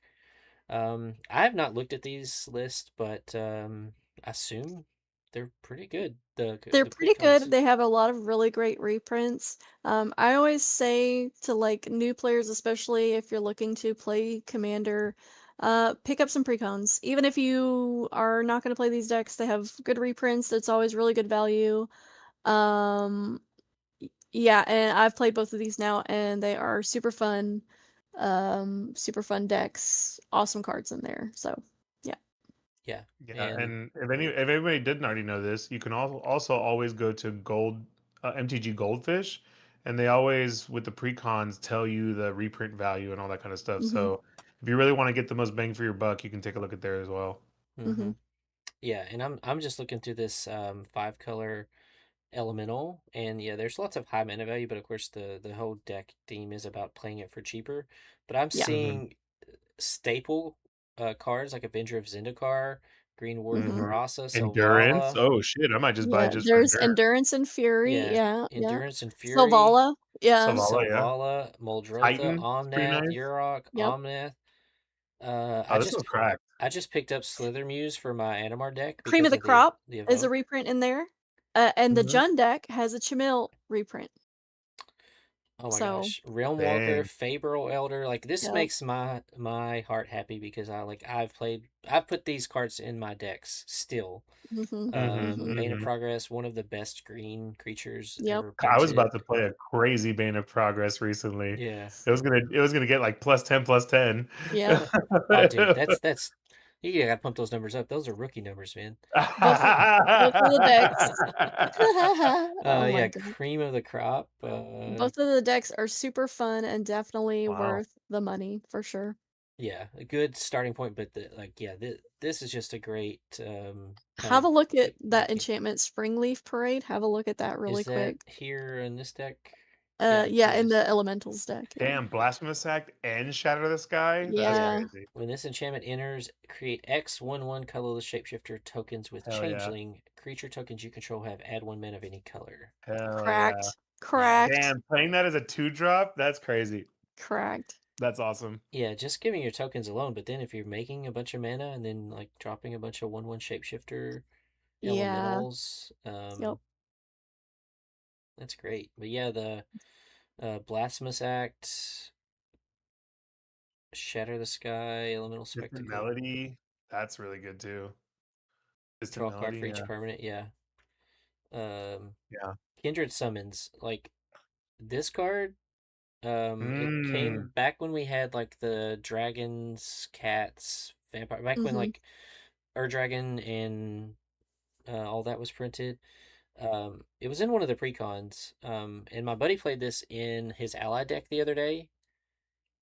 Choose a creature type, reveal cards from the top of your library until you reveal X creature cards. So you're going to hit X creature cards no matter what, where X is the number of creatures you control of that type. Put those cards Mhm. onto the battlefield. So if you have 5, it doesn't matter how many cards you have to reveal, you're going to hit 5 more, Yep. and they go straight to the battlefield. Yep. You don't have to cast them. Busted. Busted. Yeah, And then that's this big. elementals deck, everything's an ETB trigger. So Yeah. it's Also comes with Command gross. Lantern. Yeah. It's gross. Yeah. And the new elementals in the deck are so Yeah. sweet. Yeah. They have Yeah. they all have encore. Yeah. Yeah. Yep. Yeah, the new ones are pretty busted. Yeah. So Wow. they don't have evoke, but the commander gives them evoke. And then they get to come back. Yeah. Yeah, because they're gonna die when you sacrifice them, and then you can replay them or Yep. play them for their encore cost, which gives you 3 copies, so you have 3 ETBs. Or Yep. yeah. And that's also so I need to look at the lore deeper of this, but I also have always thought that's super weird and interesting too about Lorwyn, that these are emotions incarnated into a physical form. I think that's just Yeah. really cool, and Yeah. there's so much like psychedelia around this set. It's really interesting Yeah. around this plane. It's really interesting. Yeah. Yeah. So yeah, that was the elemental. You also get your tokens and everything like that with it. Soup said he won off of Kindred Summons into walls. Yeah. Well, so my friend Lance, I think it was that real event where he talked about where he won like 4 games in a row. I think he played a Kindred Summons into like 8 allies and got like all these ETBs. And Nice. it's Yep. just like and That's they all came in awesome. at the same time, so it's like Yeah. all of these at the same time. But So here's this one's super good, and this one has card draw if you do the anti-ul, which on a commander is super good. So Yeah. Whenever one or more 1/1 counters are put on a creature, draw a card. If you control that creature, if you don't control, its controller loses 1 life. I'm just looking for cards that I recognize. I don't recognize a lot of these. There's Ignoble Hierarch, Massacre Girl, Grave Titan, the Scorpion God, Yep. Oh wow. Yeah. Arthas Dang. Demon, Mm-hmm. Yeah, these are pretty strong deck lists. Glissa. Yep. There's a Tree of Perdition in there too. Dang. Skin Renderer. Yep. Devoted Druid. Evolution Yeah. Sage. So they're just gonna keep making the non-lands cards crazier and crazier, and then just keep the same old whatever land Oh my bases. god, the mana base is the worst part of these decks. The 5-color deck, 15 of those lands come into play tapped, by the Hell way. yeah. It's Yeah. dumb. Love that. Love that. They definitely need to work on that. They must have they must have my buddy the Janky Casual helping build the land bases.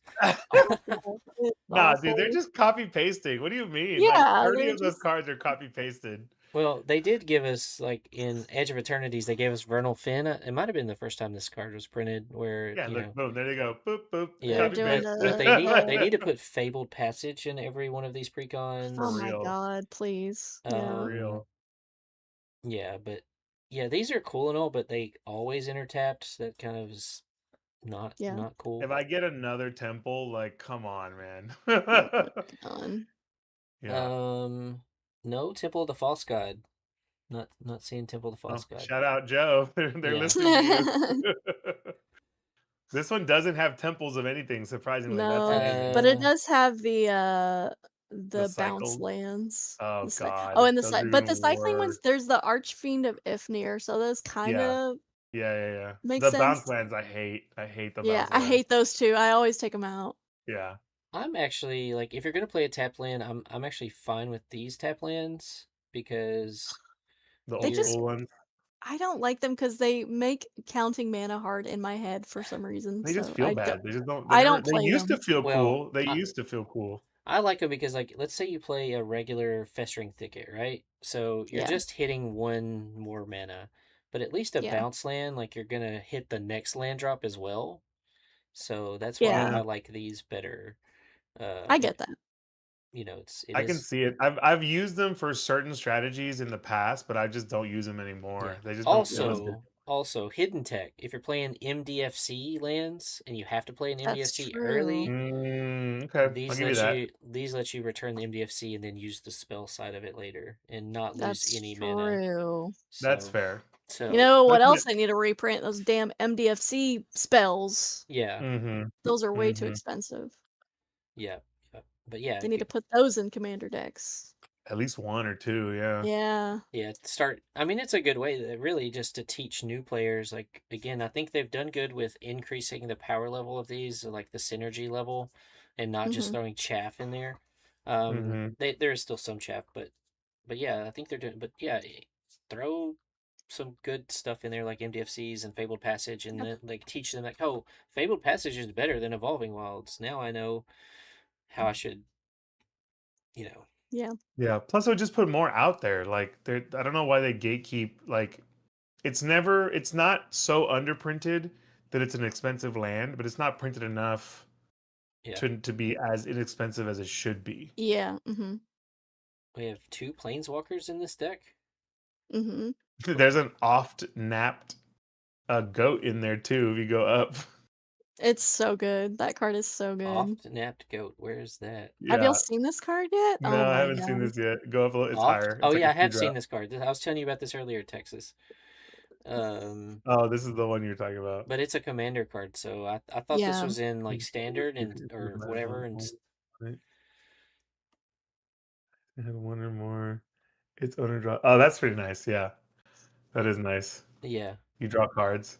Well, hey, the cool thing Off is nap. it says It just it's becomes this cool little game of yeah. like, Yeah. But the cool thing is, no matter who controls it, the last ability says its owner. So if you cast it, Mm-hmm. you're always its owner. So that's good. yeah, Mm-hmm. you're Yeah. always gonna draw 5 Yeah.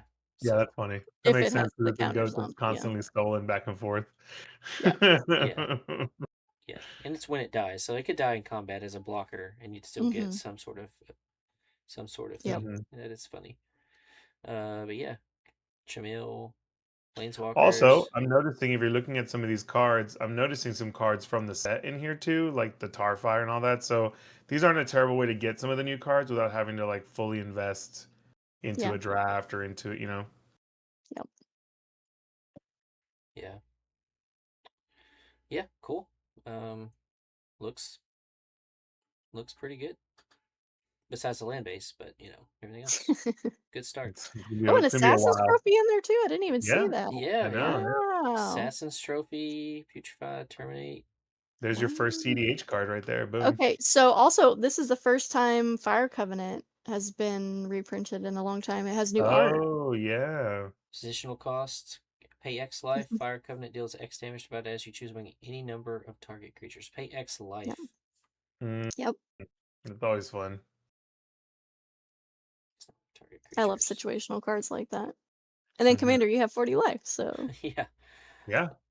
There's a reason channel is bad. I played the other night against Misty Step on VQs, and Misty was Emma was playing Mr. Negative, where you exchange life totals, Mm, hmm and Emma paid 25 life into a toxic deluge. right, dang. right. So wipes the board, goes down to like 8 or something, and then exchanges life totals the next turn. That's awesome. Amazing. Yeah, Amazing. yeah. Power So moves. yeah, Yep. yeah, yeah. It was. I was like, yep, that's awesome. That's awesome. Yep. All right. Well, cool. Again, go to Wizards website. You can read more about the story. You can read about the lore. You can read a pre-release primer. We didn't go into like Usually they give you the breakdowns of the color combinations and what you're trying to do. We didn't go into all that, other than just kind of looking at the cards. Look at the commander decks. Go to a pre-release. Have fun. Um, Again, it's a time to learn, time to teach. So we hope that this was helpful. We love doing this. Thank you to my guests, Texas TCG Trading and KP MTG. KP was an ambassador and had a a card that she got to spoil for us all, and that's just a great honor. But that's because you love Lorwyn, and you've put a lot of work behind the scenes into doing that. Yep. But we're gonna let them kind of give their outros here in just a second. Tell you all where you can find them. Go follow them. They are tagged here on Twitch. They are tagged on an Instagram post. They are tagged on YouTube. If you want to watch this back, you can watch the video on demand and do that as well. And so let's go ahead and do that. I'm going to pass it over to Texas TCG. Texas, I will drop your link tree in the chat. You just tell them where they can find you and anything else you want to plug. What's up, y'all? Texas TCG Trading. Again, I host trade nights and charity tournaments around the country, based mostly in Austin, Texas. Thank you so much for having me on for this again. This was such a blast. KP, I'm so glad you got to join in on this one. This was awesome. Yeah, this is super great. Catch me at all my socials, everything except for Twitter. I'm trying to grow my YouTube, so please follow me on YouTube. Going to work on some more long form content, working on some streams, things like that. And also check out my card sphere. I'm trying to get more secret layers for my trade nights and trading for CDH cards as well. Nice. Thank you, Texas. And KP, go ahead. Hello, KPMTG. You can find me on Instagram, TikTok, YouTube. I am a Lorwyn ambassador. Got a preview card. It's been pretty much that was my biggest goal when I started becoming a content creator, because I knew Lorwyn was coming out, and that was my big goal. So now I don't have any goals anymore. I'm done. I'm finished. I peaked. But yeah, please check me out. I'm also on YouTube. I'm trying to do more long form stuff as well. I'm gonna try to do that this year in my limited time that I do have. I also wanted to mention I do have some merch up. It's pretty cool. I drew a little frog guy. Please tell me if you would like him on anything else besides what's on there, if you're interested, or if you want me to draw something else, something better. Because he's kind of a little silly, but I like him. So yeah, please check that out. It's also on my link tree. Yeah, thank you so much for having me. Thanks for staying up late so I could come on here and yap about Lorwyn. Yeah. I'm so glad you could join and have played in Commander games with you. KP will kick the crap out of you. Like you. Oh yeah. Yeah. I remember the first ever pod. It's KP's like, well, I'm gonna try to kill you, and got very, very close. Thank God for a Teferi's protection on the top of the deck. Yeah. That Shrufus deck. Ugh. I don't pull any punches. So. Yeah. No. Yeah. And Texas, always love hanging out with you, man. So one other thing, if anybody out there is watching this is interested, I like to keep my sealed deck together. If anybody wants to play that on stream after the pre-release weekend, we can certainly arrange that. Would love to do some challenges, just say, hey, how did your deck go? Let's play it against each other. We've done that before. We'd love to do that again. Yeah. So keep that deck together, and we'll fire up another stream. Maybe we all three can get back together. I'm down. Yeah. I'm definitely down. Yeah. Well, all right. I'm MJVariant, aka MJ Rising Star, because I got my own card in Spider-Man. I don't know if you saw it, but it's pretty good. Hey, that's me. The red hair. He's in the background. You're on the front. He's in the background. He's on the table in the back. Oh, okay. Oh, where did I throw it? Because you're already in the front of the card. He's still got to make his way up there. Well, I'm so disappointed because I have it. Where did I put it? Dang it. Well, I got a preview card, and my preview card has been made fun of on Blue Sky because it's Rhyme Fire, but people are saying Rim Fire, and it's yeah. But I was like, that's kind of funny actually. So there's beautiful art on that card too. It's a cool card to get spoiled. It's great. Yeah. I'll show it to you. There's KP, but see, I'm really like there. See, that's MJ Rising Star right there.